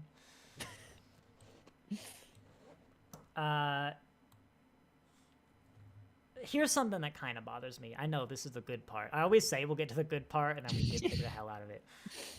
Does it bother you that Ruby has never questioned why or, like, judged the doctor for not seeing what her mother looks like when he went back in time?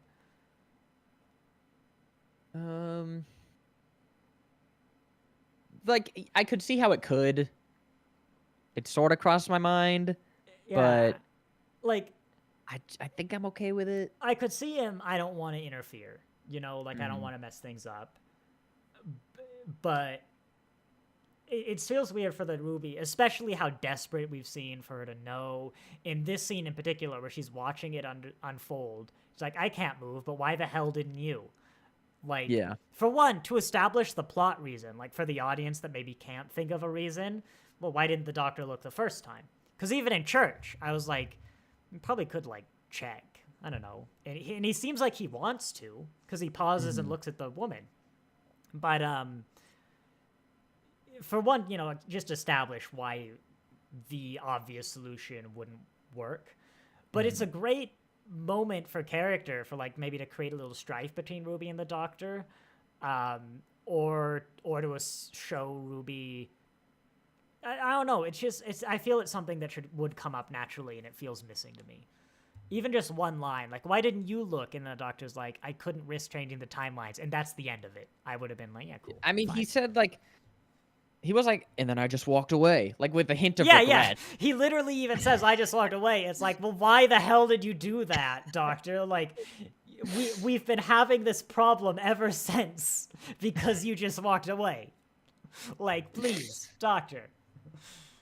And the reason, of course, is probably because, like, it's Ruby, and he'd be like, I know you. You're Ruby. But, Gotta keep the suspense. yeah, but, you know, I feel like Ruby would say so. Or even someone at unit is like, well, doctor, why didn't you do it? Like, oh, well. I don't have any notes really until Sutekh appears in this little flashback. It was just good. I was enjoying it.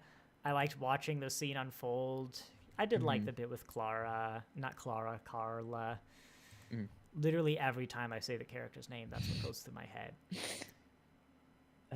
Yeah, I don't think I have any specific notes either. Just Kind of the problems did go away. It wasn't in high gear, but I was enjoying watching it. I liked seeing the event. found their path. This is what people needed for River. The episode where the 11th Doctor goes and watches events unfold in River's order. It's like, cool. It's in my head now. But yeah, I thought it was just cool callbacks because they make sense. It's like, yeah, then the Doctor came. And if we didn't feel that, it would feel wrong. If we didn't see those things happening. And yeah, of course we got more. Like, there's more that's yet to come. It looks like Sutekh will take over the TARDIS at some point. Be cool. The mothers come back, like, right at the end. It's a good way to establish that we're not done here yet. And yeah, it worked well. The mothers? And again, why how do you know it's not like your dad or like someone else? I do think it's misdirection because we've constantly called it the mother. And so it's like, surely it can't be the mother. The father would be a lame twist. Ruby's mother, right? Oh, yeah. Yeah. The only relevant... Okay, Clara. I thought you said mothers. Oh, the mothers. Yeah, no. I thought you were referring to a group of moms that had been a part of this. Yeah, it is. Ruby's mother was a part of some, like, motherhood cult of Sutekh that's been working to get Sutekh back this whole time, yeah. There's like 12 Ruby Sundays out there that were all abandoned. It's just the Doctor found this one. Yeah. Well, nah. You could say the moment of okay, no, I will say it. When I was watching the moment of, like, Sutekh kind of appears for the first time and we don't know it's Sutekh necessarily, and the talking of the voice of the guy, it gives me Angel flashbacks, and I'm watching it and I'm like, oh yeah, I get this. Angel flashbacks? Like when they took the guy's voice. Oh yeah. But he was already dead. Yeah. I mean, it was again, that's superficially similar to me. That's not you've stolen this plot, you lazy writer, you know? Yeah, I agree. I agree. But it was one of those that I actually was able to dip into my memory of Doctor Who that I've seen, which doesn't happen very often. It's funny, though. To me, he didn't steal the voice. That was actually the guy's voice in, like, whatever torment Sutekh has put him through. So, yeah, that is, like... I don't think it's a big enough question to be answered it's not or anything. But, like, what was happening with that guy was running through my brain. I wonder if we'll go there. Like... Because, yeah, he was dead. Was he in, like, hell? It's better as a mystery, because then you can fill it in your brain, and you can try and figure out what happens to all these people. That's better. That's going to be better than anything you could show. Yeah. So yeah, I hope they don't show it. Anyway, let's take a look at this. Look at this. There you go. That's apparently what someone who's been dead for 100 years looks like. I didn't know that. I didn't know it's like a statue. That's what happens. Every part of you, from your skin to the plastic of your gun, decomposes. This was good. That's right, the gun. This was good. It had a lot of weird lines, right? It just did. It's like, it looks like he's been dead for 100 years. Like, no, Kate, it looks like he's been turned to stone. What do you want? I do like the yeah. idea of that. Is that like, I don't know. He was put through the hundreds of years of whatever it was in that moment. Because that's awful. That's horrible. Well, I like as well even the effects they're using. At the end, when like I think the like guy gets tech touched? guy, well, he does sort of the Thanos snap, but it's more he like becomes a skeleton. Here we go. I need you can see his skeleton. Hang on. I need one frame. Disney Plus, I don't think lets you go back like one frame at a time. But I felt like we've had so much like since Endgame, so many like Avengers snap, right? The Thanos snap. This effect right here, I'll play it. Come on. That was really good because it was the decomposing. It makes sense from Sutekh. I mean, really, the only thing that Thanos snap about it is that there's dust. And so often we've just had that lazy blow away. Like, it was cool in Endgame, but at this point, we've seen it too much. Yeah. It was really well done. I loved it. And it just fits. It fits Sutekh so much. Character. I don't remember what happened in the classics. I think they just fell over and died while screaming. I mean, it's the 70s. It's like, this was like 1 year away from the episode that's entirely on green screen, right? They didn't have that budget, but it works. It really does. The skull faces that people have, the practical I'm sure we'll effects get a were shot. really good. This whole season, I love they've been doing practical effects basically anytime it's possible, and they've all been stellar. Yeah. We've talked about this so many times. The only like unstellar effect is this scene, but in this scene, narratively, they're like kind of in a weird VHS-y thing that's basically being real life green screened onto them. So I think it's just supposed to look slightly blue screened. And it's in reality, it's probably those like fancy monitors I keep forgetting the names of, you know those? Yeah. Like, the Mandalorian uses. And so I think they just were like, this is exactly what we want. But more importantly, with that death we made fun of, is this the first time that somebody has died arguably because of what the Doctor did? Like, the Doctor has told someone to do something that led to their death, because I think it might be. I've got a list. Really? Church, Space Babies, no one died in Devil's Cord. Boom, the soldier died, who was, like, working on the ambulance. Remember that? Yeah. But that wasn't, like, really the Doctor's fault at all. Even the Doctor blamed that on the algorithm. The Doctor was stuck on a landmine. I think that's your best case, because the Doctor wasn't in 73 yards. Dot and Bubble, arguably people died because the Doctor failed to save them earlier, but they also kind of chose to die. Like, that affected him in very different ways. Okay, a lot of people died in Rogue, but the Doctor was too horny to notice. He thought Ruby died, but she didn't. I think this is really the first time, basically, someone died because of the Doctor. And I like that got gravity. It felt a little like maybe a tad much the first time up. I was like, no, actually, that means this is the first time in probably like a lifetime someone's died because of the Doctor, because his last regeneration was in therapy for, let's not think about the fact that the 14th Doctor is going to live a lot longer than Donna. It's never established how long it is, but he goes to live a happy life with like Donna and her family. But, Donna's old. Like, the 14th Doctor's gonna outlive that family, and we're not gonna talk about it. That's how I think that story works. The scene we're looking at right here, I like it. I thought it was good. Like, I'm sad, but then like, we got a job to do. You can fix this. Oh, but yeah. B, I loved Mel's "Get off your ass, Doctor."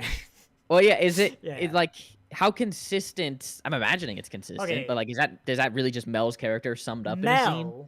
Bonnie Langford, actor who plays Mel, was kind of a big name back in the day. 80s companion. She had the highest, most ear-piercing scream you could imagine.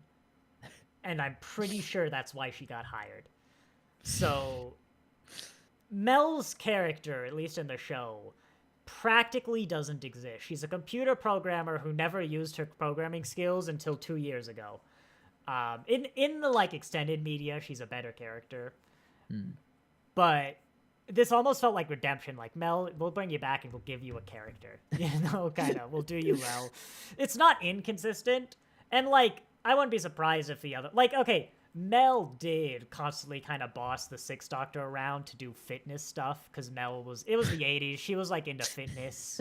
That was a big thing in the 80s, right? Doctor Who is of its time, Caden. Even before you were born. Yeah, I found a great joke where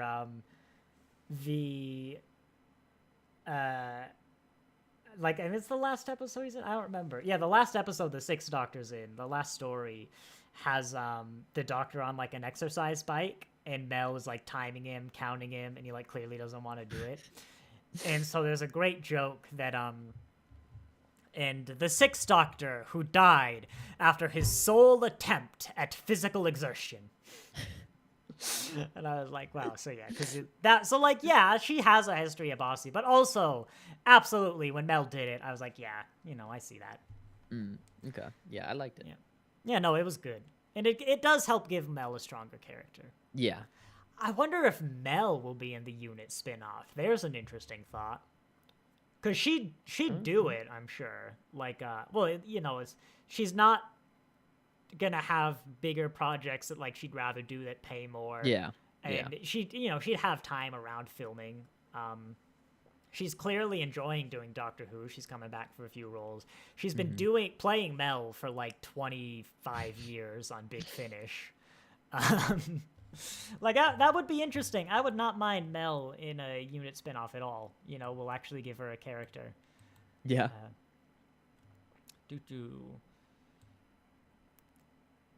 I did find something interesting, actually. If we're saying that Susan Twist is coming from the dust cloud in the TARDIS, something like that, every appearance of Susan, actually except the one in Newton's time, the TARDIS hadn't arrived yet, but they've basically been near the TARDIS, even to the point in 73 yards, we see Susan in Wales on that hilltop, not like somewhere else. That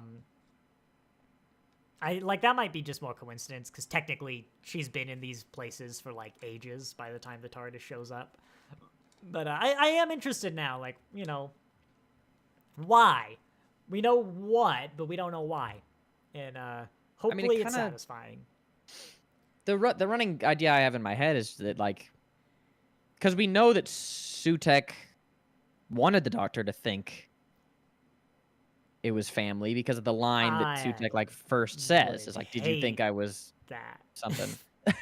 I imagine Sutekh was just luring the Doctor in, and so tried to make the Doctor you know what? Maybe it could just be a trap, like, notice me, then go ask Unit. But like I said before, why would Susan being the Susan mean that she appears everywhere? Like, is Susan going and living, like, one life for everywhere the Doctor goes just for this subversion? It doesn't make sense on its own. You need some actual reason for it. You need Susan was, like, scattered through time in the Time War. I don't know, something like that. For a god of death, he's sure been creating a lot of life with these recurring faces. I mentioned that as well to my wife. Like, if Sutekh somehow created Ruby, can the god of death create a life? Like, he did register as a life form, though. If you think about it, it's like, I mean, he is. Originally he was just an alien, an incredibly powerful alien, but just an alien. But like, yeah, the god of death being a life form, I don't know. You know what would have been funnier, or like might have been scarier even? It registers as a corpse. Yeah. Like, well, didn't it say when it registered the cloud that it was alive and dead? Yeah, like when the time window is alive and dead, hot and cold, radiated and dead. That was fun. Yeah. I do think it was maybe a little overreacted, like hands on the head, like my mind exploded. That felt a little over the top. But otherwise, I think the concept was a cool. I did like it, you know. God knows how the hell you displayed that. I've never seen a thermometer that can say it is hot and cold.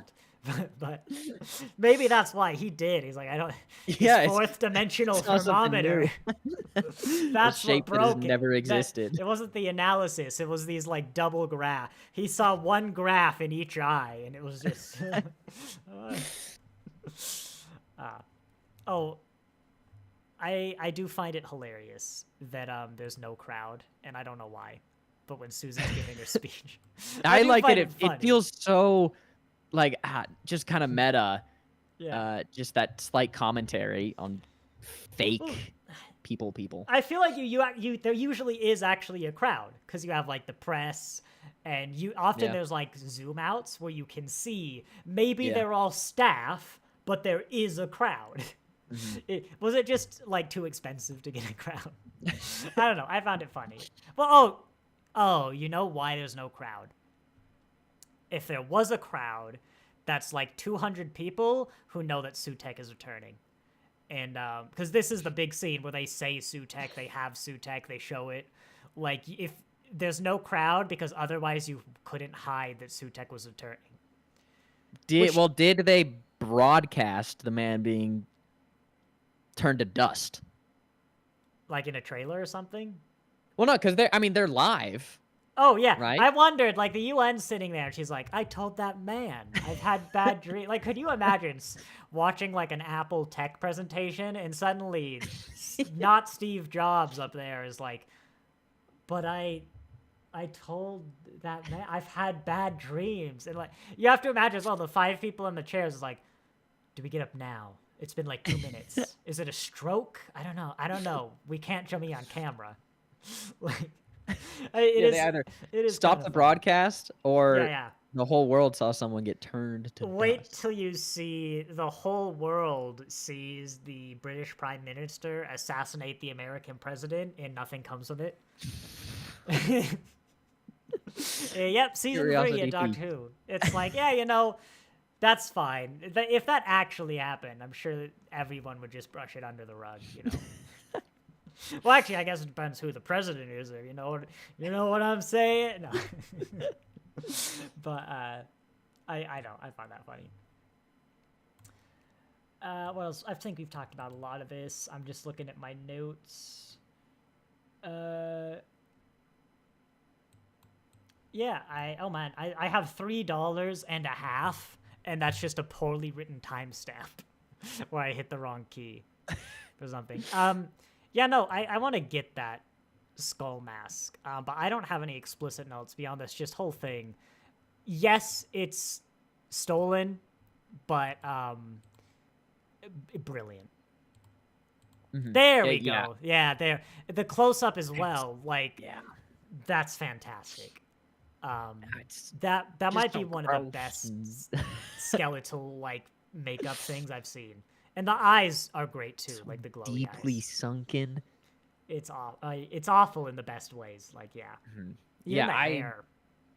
I'm trying to think.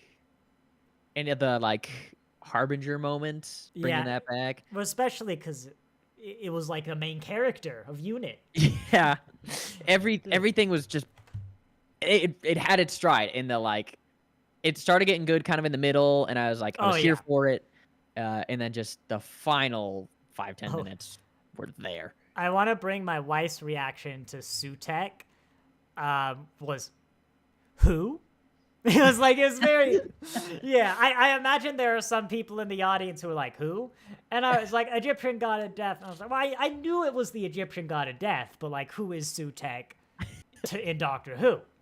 And so I had to be a bit like, oh yeah, it was Sutekh. He's the. I was like, God of Death. You know, he's in Doctor Who. He's been before. But yeah, if you don't, I mean, you can say this about a lot of the reveals when they bring the Master back the first time, especially. I mean, there's still gravity. Like, I remember when they brought the Master back and I didn't know who it was. There was a lot of gravity. I won't spoil it because we're approaching that on your watch through. But there's a lot of gravity. in other contexts that makes the Master special. Well, you know, it's the last of the Time Lords, but the Master's a Time Lord. That's big enough. Yeah. So when they do that reveal, the new audience go, another Time Lord. Like, that's huge in its own right. Yeah. But Sutekh's just like, it's Sutekh, and a lot of people might not even know who that is in real life. Yeah. But, I mean, we'll have to see. Okay, spoilers, we saw IMDb's rating, and it seems to have been not a problem. Because I was preparing a spreadsheet. That's right, I got these on an actual spreadsheet. Are you ready for my... Well, even these things were like the episode went weird. It just kind of showed Sutekh on the screen like it was the teleprompter. Everything about this reveal was incredibly well done. Yeah. Sorry, I want to point out, okay, that is a Union Jack, but I thought broadcasting the whole world was America, America, America, and China. Well, as the frame we're looking at right now, we can get down to what's really important. Yeah. The Infinity Clearly, they can change the inside color of the TARDIS lights. Oh, you know, you're right. That deep orange, that's sickly, but like on Halloween. Has the TARDIS even gone black, or is that just the lighting? I think the TARDIS has gone black. I'm not sure. The TARDIS has entered Halloween mode. It's in black and orange. It just goes back to my being bothered that no, you're the right. inside and the outside of the color, it doesn't match. You are never going to let this go. No, clearly if they can change the lights, they should do that. We're going to get to 13, and you're going to praise the fact that the lights match in every episode. Yeah.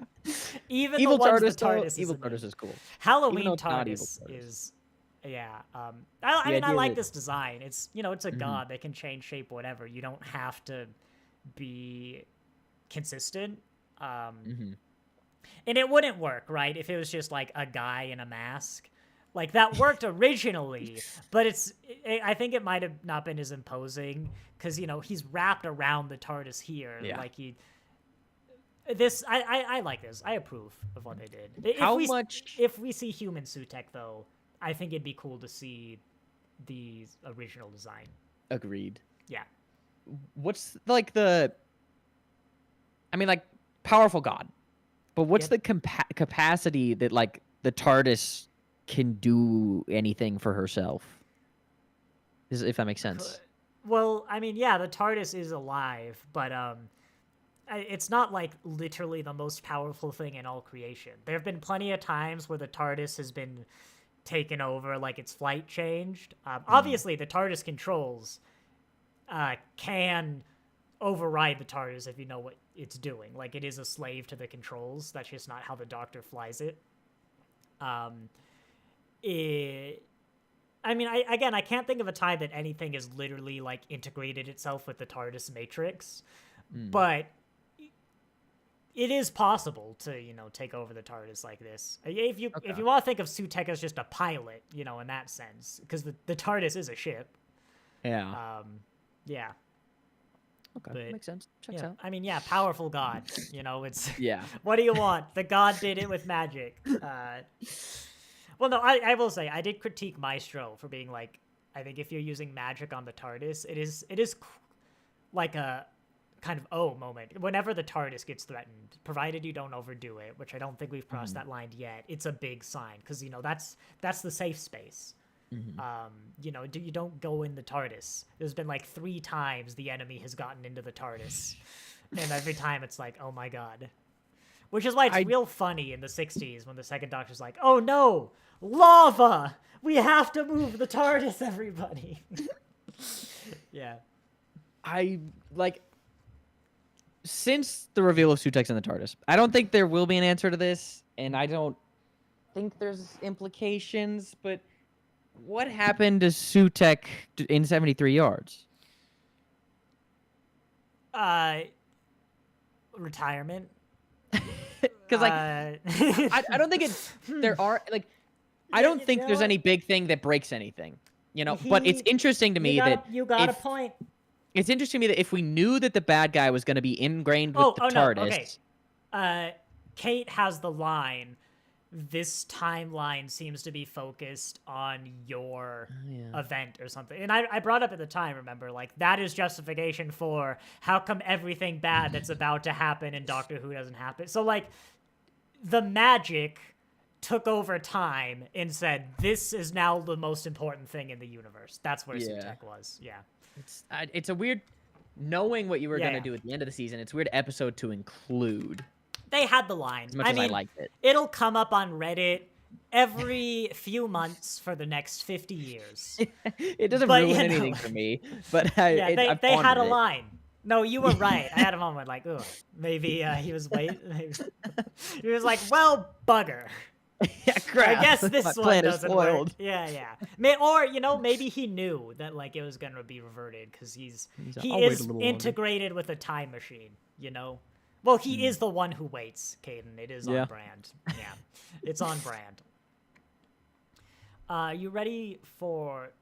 Well, actually, one more thing before I noticed.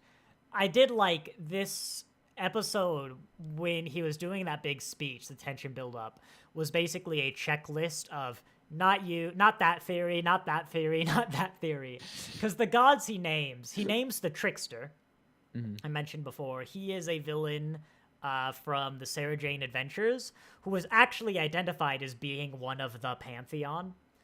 It was a Pantheon of one, that guy. But a lot of people thought it would be the Trickster. I was never super on board with this theory, but a lot of kids grew up with the Trickster. He's arguably like the main villain of that series, and I think they just really want him back.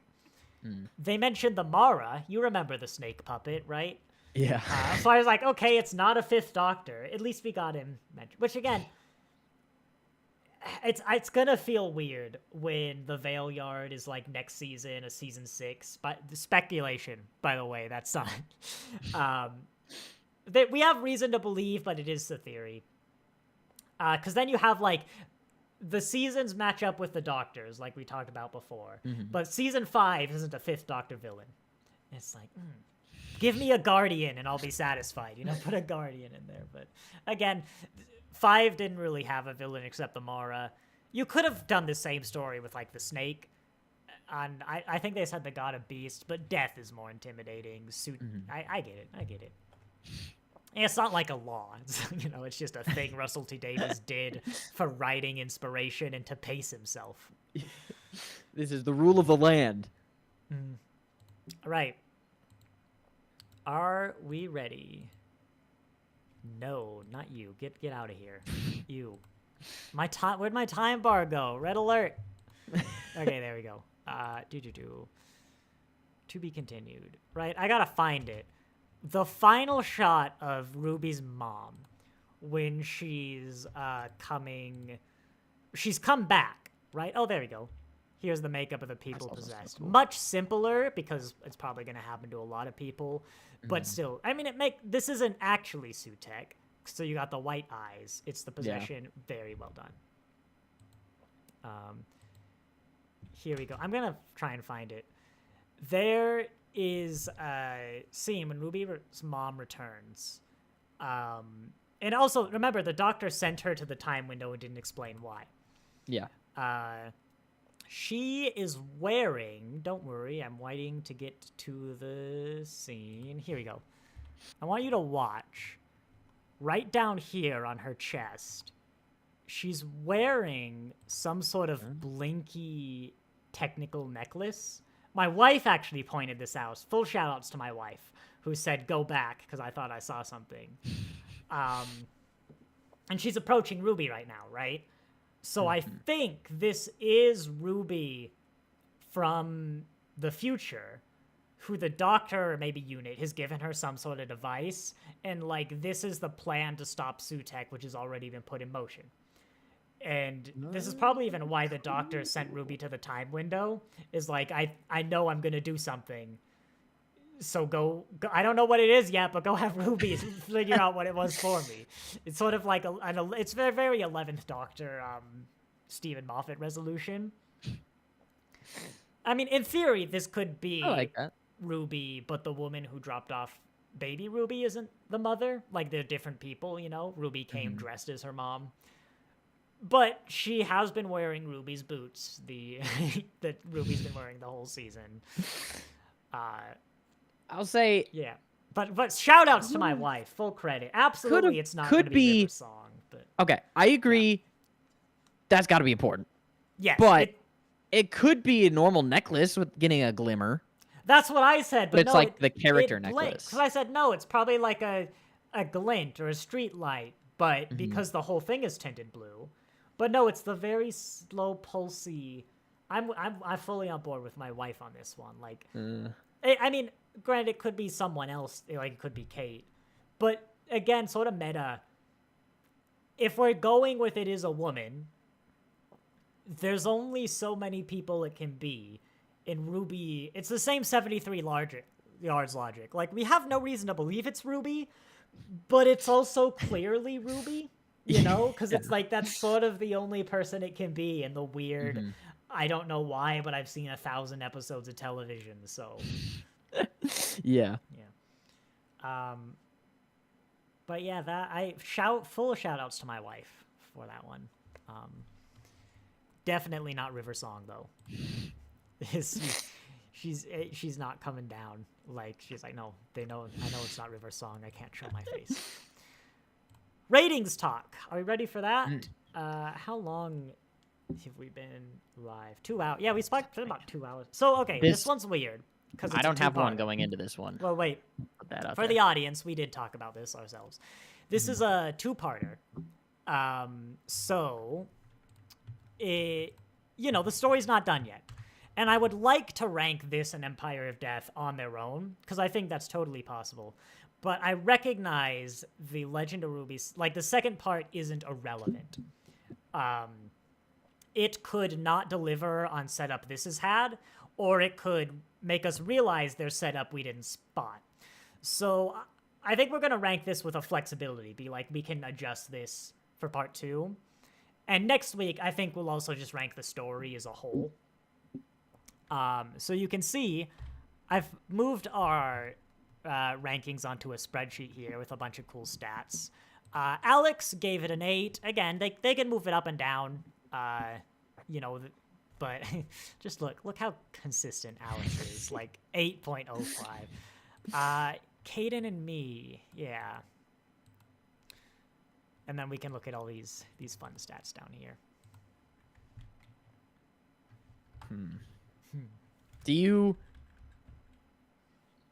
Are you leaning anywhere? Well, David sees an 8. Wait for part 2. It is around an 8.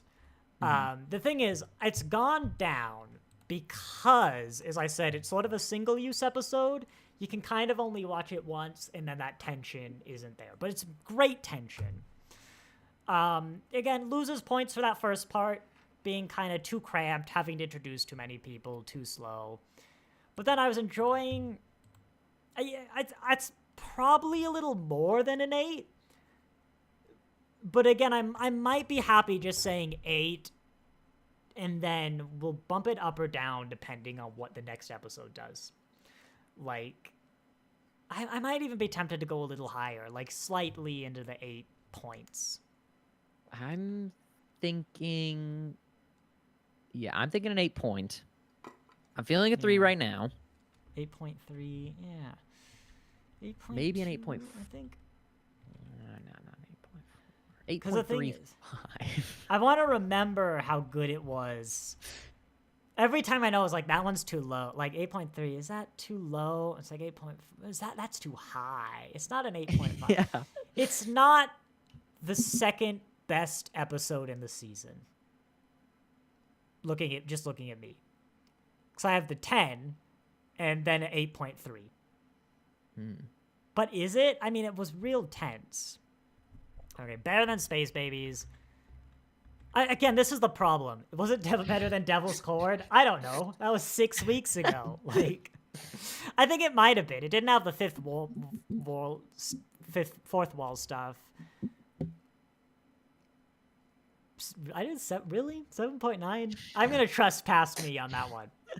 This is one of the things, because 73 yards did its core really well. so I'm gonna remember it better than it actually was. Yeah. Yeah, look at me. One of us should have. If it would have been a Even little Rogue, worse, but it could have got a 7.3. I have to remind myself why Rogue deserves the 4. But even if Rogue was worse than Space Babies, it's good enough for me. But yeah, Tom Bubble. 4? That's a 6. 5? 6. You know what? I am 8.5. I really enjoyed the tension. I really did enjoy the tension. Yeah, the problem for me is how good the ending was and how like I will fine probably the start watch was. part 1 right before part 2 comes out and watch them together again. I could see this going up to like 8.7 if Empire of Death is phenomenal. Yeah. You're right about the start, but that's the thing is when you end. You want to know what the funny part is? That's IMDb. According to IMDb, I got all of these rankings just before the stream. According to IMDb, this was the best episode of the season, which is very interesting. So that's... Oh, I don't have an average for IMDb.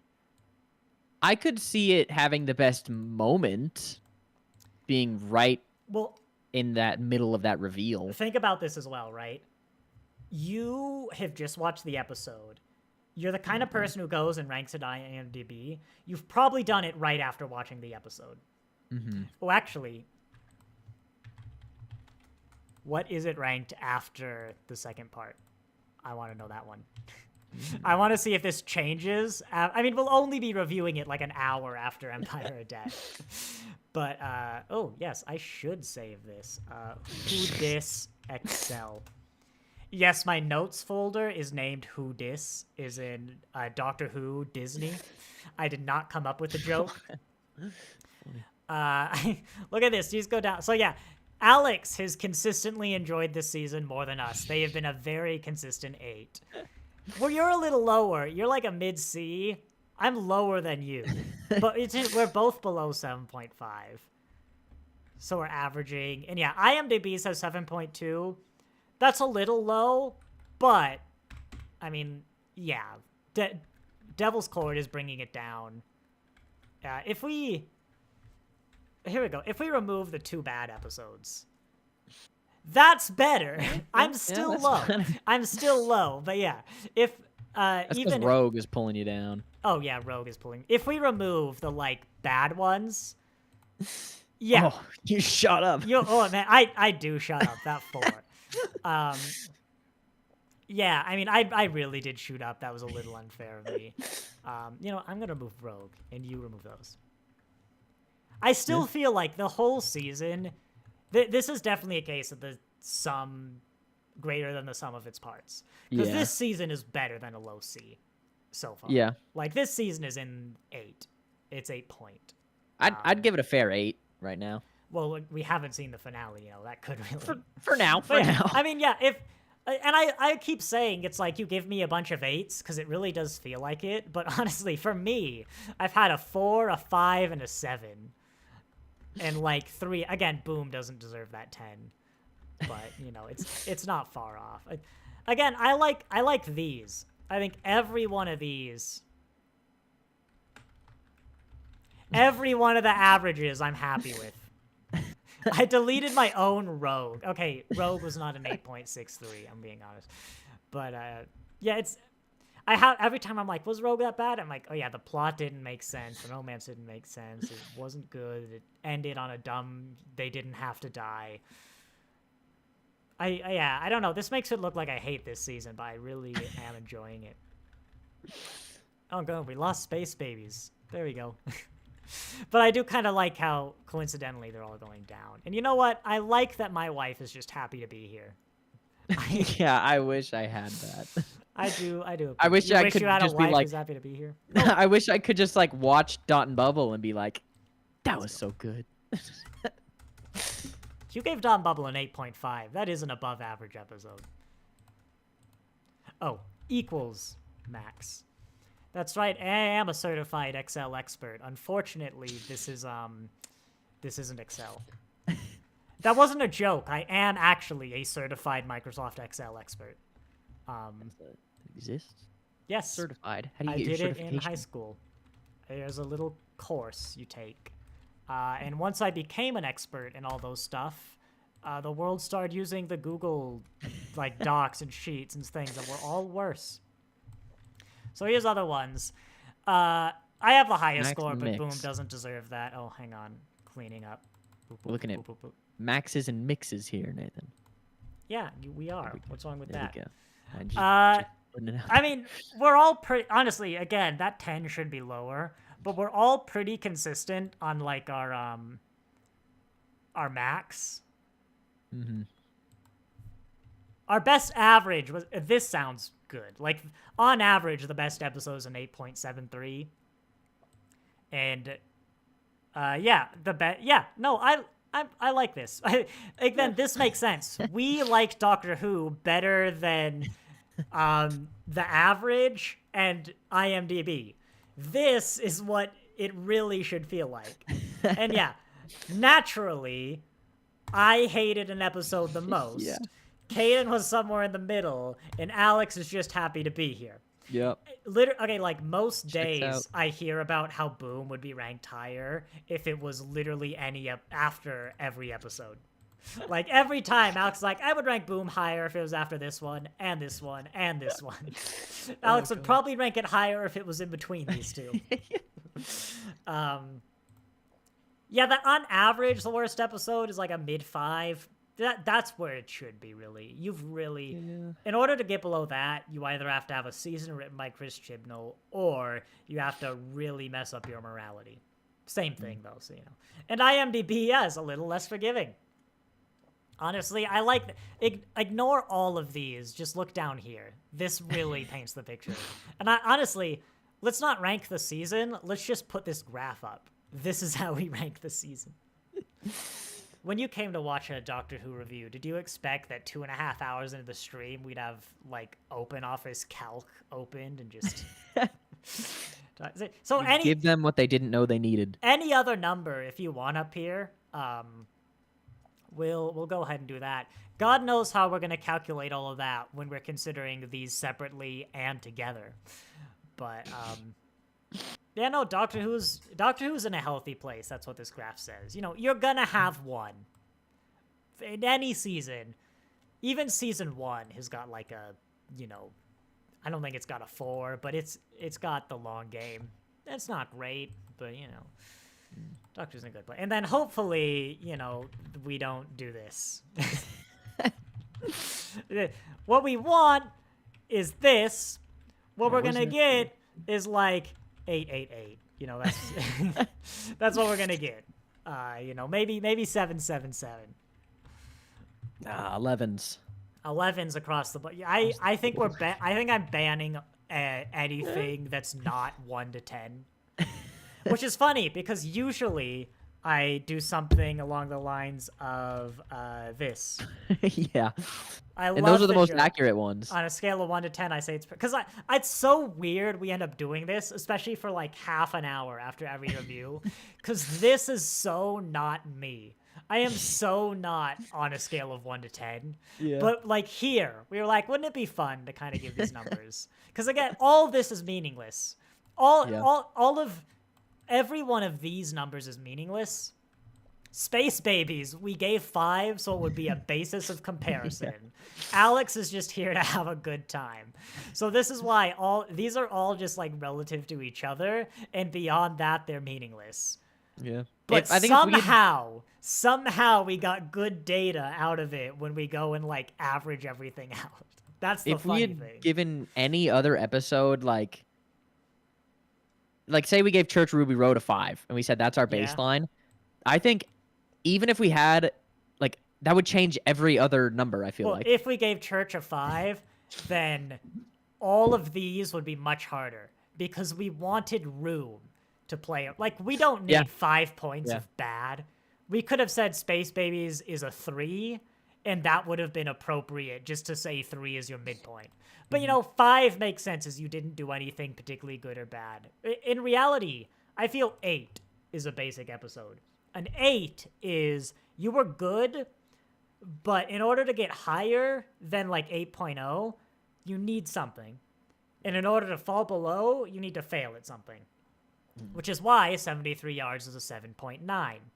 Because the ending was a little lacking. That's why you don't get an 8. But if we took Space Babies out and shifted Yeah. everything down and then put it like right before Oh, the one we just God. watched, I This is wonder too much work. how we would rate it, you know? Yeah. If it would be higher or lower. Well, because the thing is, if you say 8 is your basic episode, then you only have 2 points to have like every range of good. From basic to the best episode ever, there's 2 points. Yeah. And that's just too finicky. We wanted a little room. So that's why these really don't mean much. But all these averages, isn't that just data science? A data point is useless, but a whole bunch of data points actually means something. Anyway, here's this actual data scientist's reaction to the past 30 minutes of the live stream. So accurate. Yeah. This is why Every he's time not we in pull out Doctor the- Who again. Every time we pull out the spreadsheet, Yeah. people watching, it's like when they This looked is- at the reactor meltdown. This is why it's his last role, you know? Doctor Who. Yeah, I think I'm probably good. I think I've said what I want to say. Another 2.5 hour stream. Be prepared for a little. Remember, Friday, the day that, like the hour after this episode comes out, we'll be reviewing, or the next episode comes out, we'll be reviewing it. There'll be a little leeway. Of course, we won't know exactly when the stream is until the episode comes out. Wait, hang on.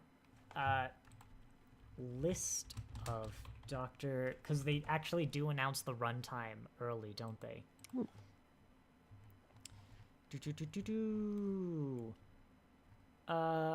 Empire of Death. Doctor Who Empire of Death run, because I don't think it's not going to be like an hour and a half. It's not a special, but it's probably going to be longer. I'll probably schedule it for like 5:15 just for a little safety. I don't see a runtime though. So basically watch the episode when it comes out, then come here and you won't miss the stream. I realize that's inconvenient, but it is literally the only time we can do it this month. Caden is busy, and I am coincidentally busy the day we would normally do it. But you're also busy that day, so, you know, it's not my fault. It's your fault. Yeah. I will, as I save all of our little documents, I will then wrap it up. Say thank you all very much for... Oh, wait. Last minute double onesie. The doctor explained regeneration to Ruby. He said we can use it to change our face and hide ourselves away. Miss Flood, 10 minutes later, I'm always hiding myself away. You know, that is a point. Maybe for once, after we have all given up hope and have taken the joke to the extreme, we have beaten that dead horse with another dead horse while it's resting on a dead horse. Maybe the Ronnie will come back. Remember, we did name drop the Ronnie, which, like, I'm not even sure if they're legally allowed to do that. That's the whole point. No one is actually sure if they're legally allowed to do that. But you know what? If it's the Ronnie, I'm not gonna make a bet, but I'll be like, oh look, that's the Ronnie. Honestly, that's what I'll do. But if it's the master, it's not the master. If it's the master, I'd be like, another one of these guys. But you know what? Actually, old lady master might bring something new to the table. You know that? I'll say that. Yeah. Oh my god, Miss Flood's the master. So, right, Russell T. Davis, he can lie. But he has said several times the master is getting a little break. He thinks the master's been overdone, and to be fair, he's right. No, he is. 12th Doctor, we had 2 seasons of Missy, who had a massive character arc. Like, it's amazing. And then 2 seasons later, we had a new master that, like, didn't acknowledge any of that. We had that master for, like, 2 seasons. He's just...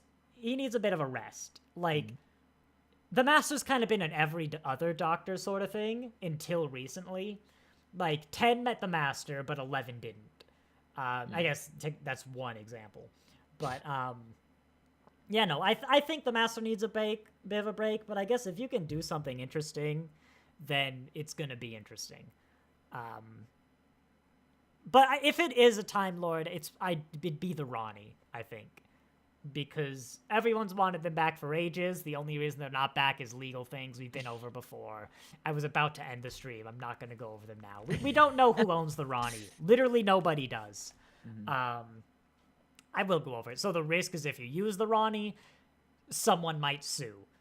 But they've tried to find out. But maybe they've just gone, we've tried, no one owns the Ronnie, we're just going to do it. And if they sue us, well, you really should have brought it to attention in the past, 20, 30 years. Even Big Finish can't use the Ronnie for similar reasons. Oh. There are some stories, I think, before the author died, somehow they could do it, but yeah. Maybe Ronnie. If I had to, you know what? If I had to guess, I'm gonna unironically guess the Ronnie or Fenric. If it's a Time Lord, the Ronnie or Fenric. Stop convincing me it's the Ronnie. I'm gonna be made fun of. They won't let me into Doctor Who again. You can't seriously suggest someone's the Ronnie. You'll get laughed at. Literally, since the beginning, right. Literally any mysterious woman has been the Ronnie, is a theory. To the point where it's a joke. Ruby is the Ronnie. The Doctor's the Ronnie. Rory is the Ronnie, who's also the Master, who's also, Steve Buscemi. I don't know. It's a joke. One day you'll be right, and you get the bragging rights. One day they'll be right, and I imagine someone who since 2010 has been predicting that literally everyone is the Ronnie, and then they're right the one time, and they're like, "See, I told you, Sean." Just really obnoxious. No, double onesie is the Ronnie. See, it's like that. Go to r/Doctor Who /Gallifrey. They'll be full of posts that I bet if you go to Reddit right now, someone's telling you that Sutekh is the Ronnie. Not even as a joke, someone is telling you. Well, they're joking, but I'm not. But thank you. That is interesting. You know what? I was never a fan of the Ronnie. She kind of felt like the Master, but not the Master. I understand conceptually she's motivated by science. She just doesn't have any scientific ethics, and that's different. But every one of her stories, I'm I'd kind of rather just be watching the Master. Because I'm connected with the Master. I know him. And in practice, I don't see the difference. So I've never been a big fan of the Ronnie. It's just I'd rather watch Anthony Ainley. But, they could always do her better in Modern 2. And if the Master needs a break, maybe the Ronnie will help fill that void. But I don't know. I think it's fine every now and then to have a season that doesn't have, the same villain. Hey, this is the first season that doesn't have the Daleks. Since 2005. We've got one more episode. We do, but that's how they defeat Sutekh. That is. They call the Daleks God of Death, huh? Well, no, we're about to put to rest a very long-standing myth that Doctor Who has a contractual obligation to show the Daleks every year. We're about to put that to rest, yeah. It's literally, we went through a whole era of Doctor Who with the Daleks every season. Yeah, that's... What if Miss Flood is Rassilon? That would be weird. That's right. Well, no, we've established in Devil's Cord that apparently when all of the Master killed everyone on Gallifrey, it, reverberated across time and space and killed every Time Lord everywhere, which is why he thinks Susan is dead. It was weird, because that's definitely not how the episode was written, but that seems to be what Russell T. Davies is going with. Yeah, a lot of people want... so Rassilon was kicked off Gallifrey, and then the Master killed everyone on Gallifrey. So, and Gallifrey does have, other planets. It's just Gallifrey's the main one. So a lot of people want to see, if the Time Lords come back, it's refugee Time Lords almost. They're not the big powerful gods. They're a lost, planetless, broken society, which you could do some interesting stuff with. There's a lot of ground for storytelling there. And yeah, it could be interesting, but I think it's going to be a while. Gallifrey, Chibnall broke Gallifrey when he just blew it off screen. And no matter how you bring it back, it's going to feel cheap. That was one straw too many. And so let's at least do it when there's a time gap between, like, what Chibnall did and bringing it back. But it's going to be back. Like, it's Gallifrey, you know? It's just too important to keep Gallifrey and the Time Lords out. Yeah. Also, the Master's a golden tooth right now, so you know. Oh yeah. Yeah. You don't know. Did you know that? No, I I remember was you gonna say. talking about it. Yeah. And I went, "What?" And you went, "Nah, don't worry about it." Yeah. It's weird. He specifically wrote a scene where, like, someone took the Master who's a golden tooth, but then he's like, we're not bringing the Master back. It's like, so why? I guess he weirdly introduced that the Master was a golden tooth, banished the person whose mouth he was in, so he had to establish that the tooth wasn't also banished. But it was really weird to, like, why not? I don't know. We'll see. Anyway, I will properly end it off there. So we will go. Thank you all very much for watching, and I'll see you next time. Au revoir. We always have this talk. We're still live, by the way. We always have this talk. It's like simultaneously, but you wait, and so it's just an extra long outro. Just before you guys finish, sorry I'm keeping yours held up at the moment.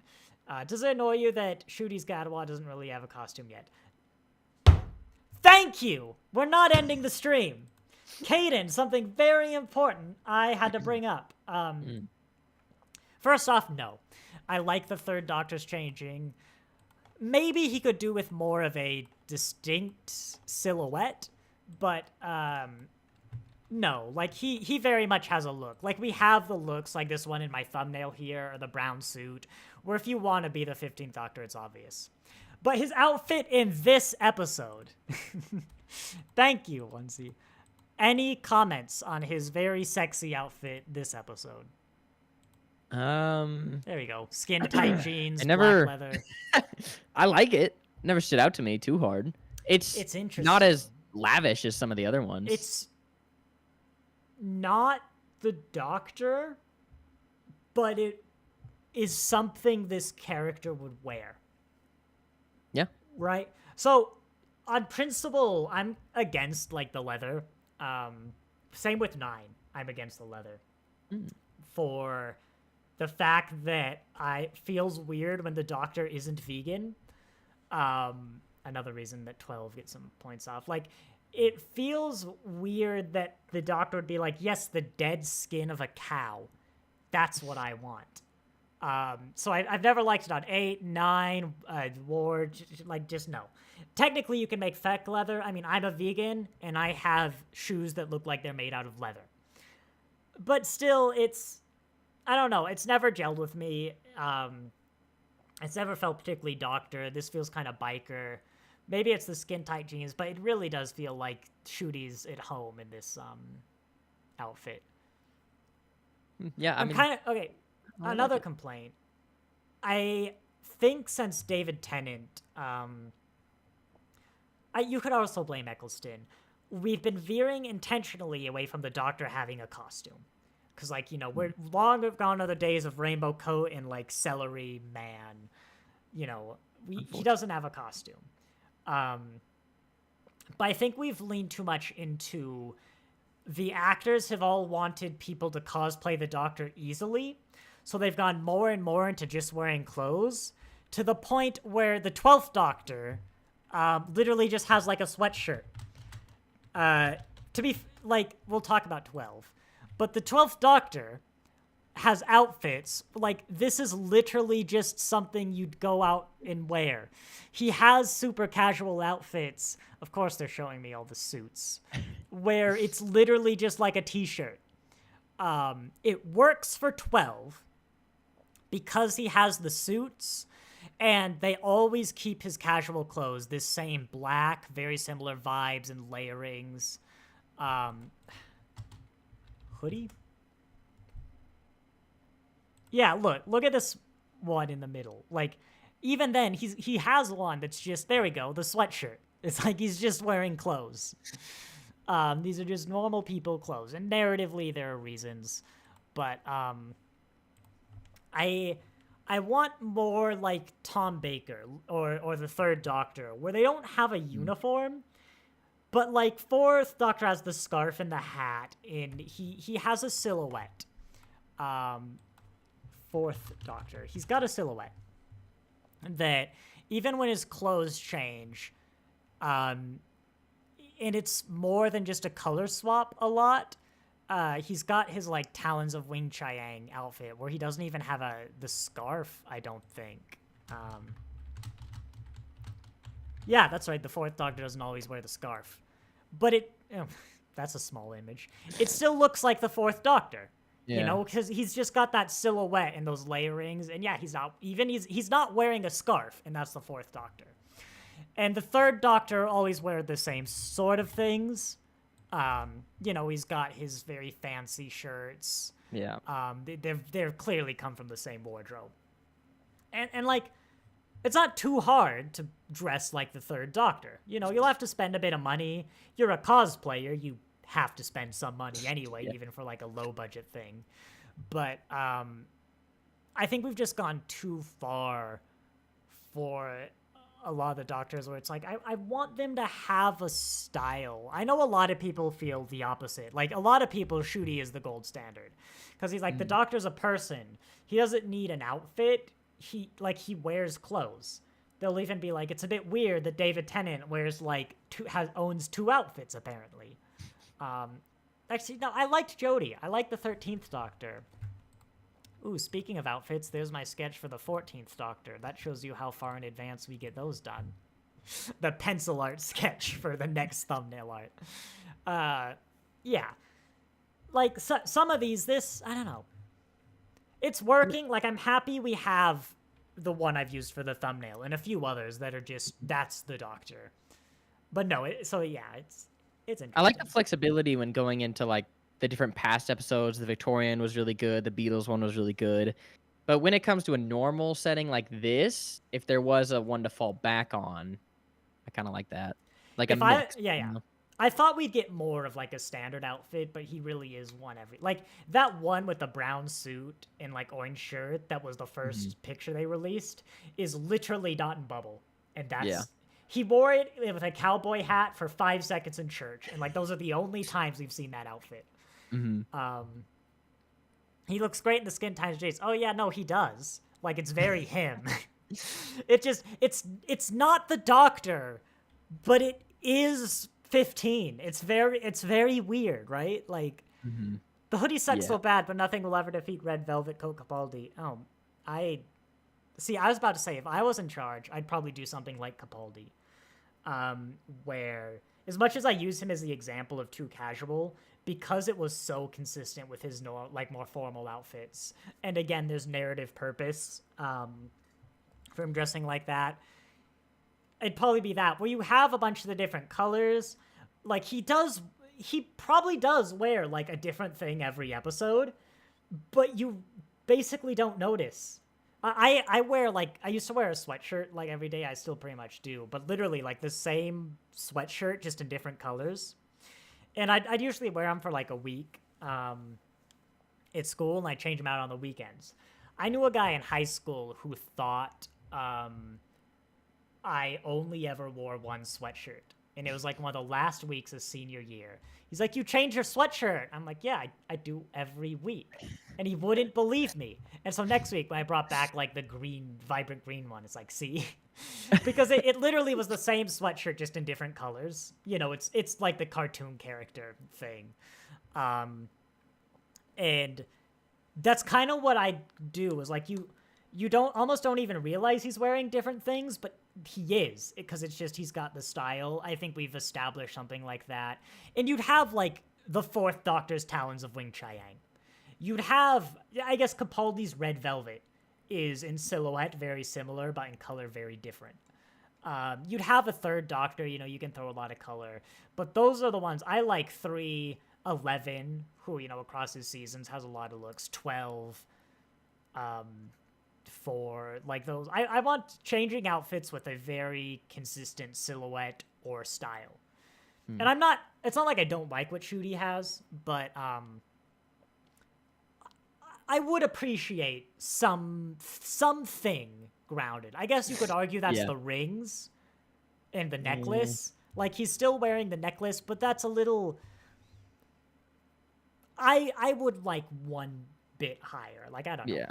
I don't Is the ring on his pinky right there specifically the rogue ring? And It if should so, be.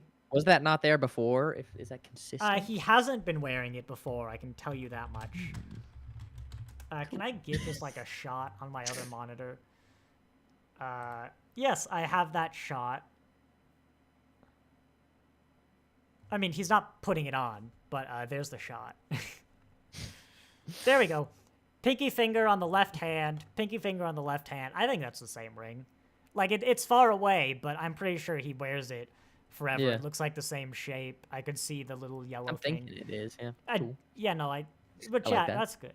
One thing I like, this is from JXE and someone else. They have a great 2 huge streams. If you like the length of this stream but wish it was longer, where they write a season of Doctor Who for their own Doctor, played by Alan Rickman, where their first season is great, but essentially the Doctor's companion dies in the first season, like some tragic thing, and the Doctor is scarred. He's got like a big scar on his face from it that never heals until he regenerates. And ever since they've said that, I love that idea of a Doctor who gets some scar from like early on, and then that scar is like a visual reminder of like losing Rose or something for until he regenerates. Because also the regeneration, it's a big moment when, you know, he's saying goodbye, and then you can even show a bit on his face where you see the scar fade away. Yeah. There's my alarm to remind me it's Father's Day in America. That I was like, that'll be after the stream is done. And I'm like, God, that's so good. And so, Yeah, I like that idea. watch them do it now. But one day, that's just such a good idea. Like, I think it's time to wrap up. Double 1Z. I completely agree. If the outfit is going to change drastically every episode, at least give him something, whether it's an item of clothing or a prop that is consistently present. I'm more just the silhouette than a thing. Like, if he just wore the same hat, that might be weird. But, you know, or like, I guess 13's earring is along the lines of the rings. I don't know. It's fine. I like it, but it's not what I would have chosen. I think that's, you know, it's like a pie at a party. It's not the one you would have chosen, but you still like the pie. Yeah, it's apple pie. Oh, apple pie's good. Apple pie is nobody's favorite pie, but it's the pie that like everyone gets because it's like everybody's second favorite pie. I know Dad likes apple too. Yeah. Like, statistically, it's not one of the highest sold pies. It's, like, right down the list. But it's ubiquitous with America, and it's pretty common, because everyone likes it. Like, have you ever met someone who doesn't like apple pie, but also likes pie? It's like, it's not really. It's just safe. It's like Mexican food, which is annoying when you're like me and aren't really a big fan of the sort of things that would be served when an American says, I'm making Mexican food. That's right. That's funny. Time to wrap up, hopefully this time. Oh no, chat's closed. Oh, I can't read it. It's still open. I will say, what do I say? Thank you all very much for watching. You remember the prompt, right? But what do you think about... Just kidding. All right, thank you. And I'll see you next time. Bye-bye. You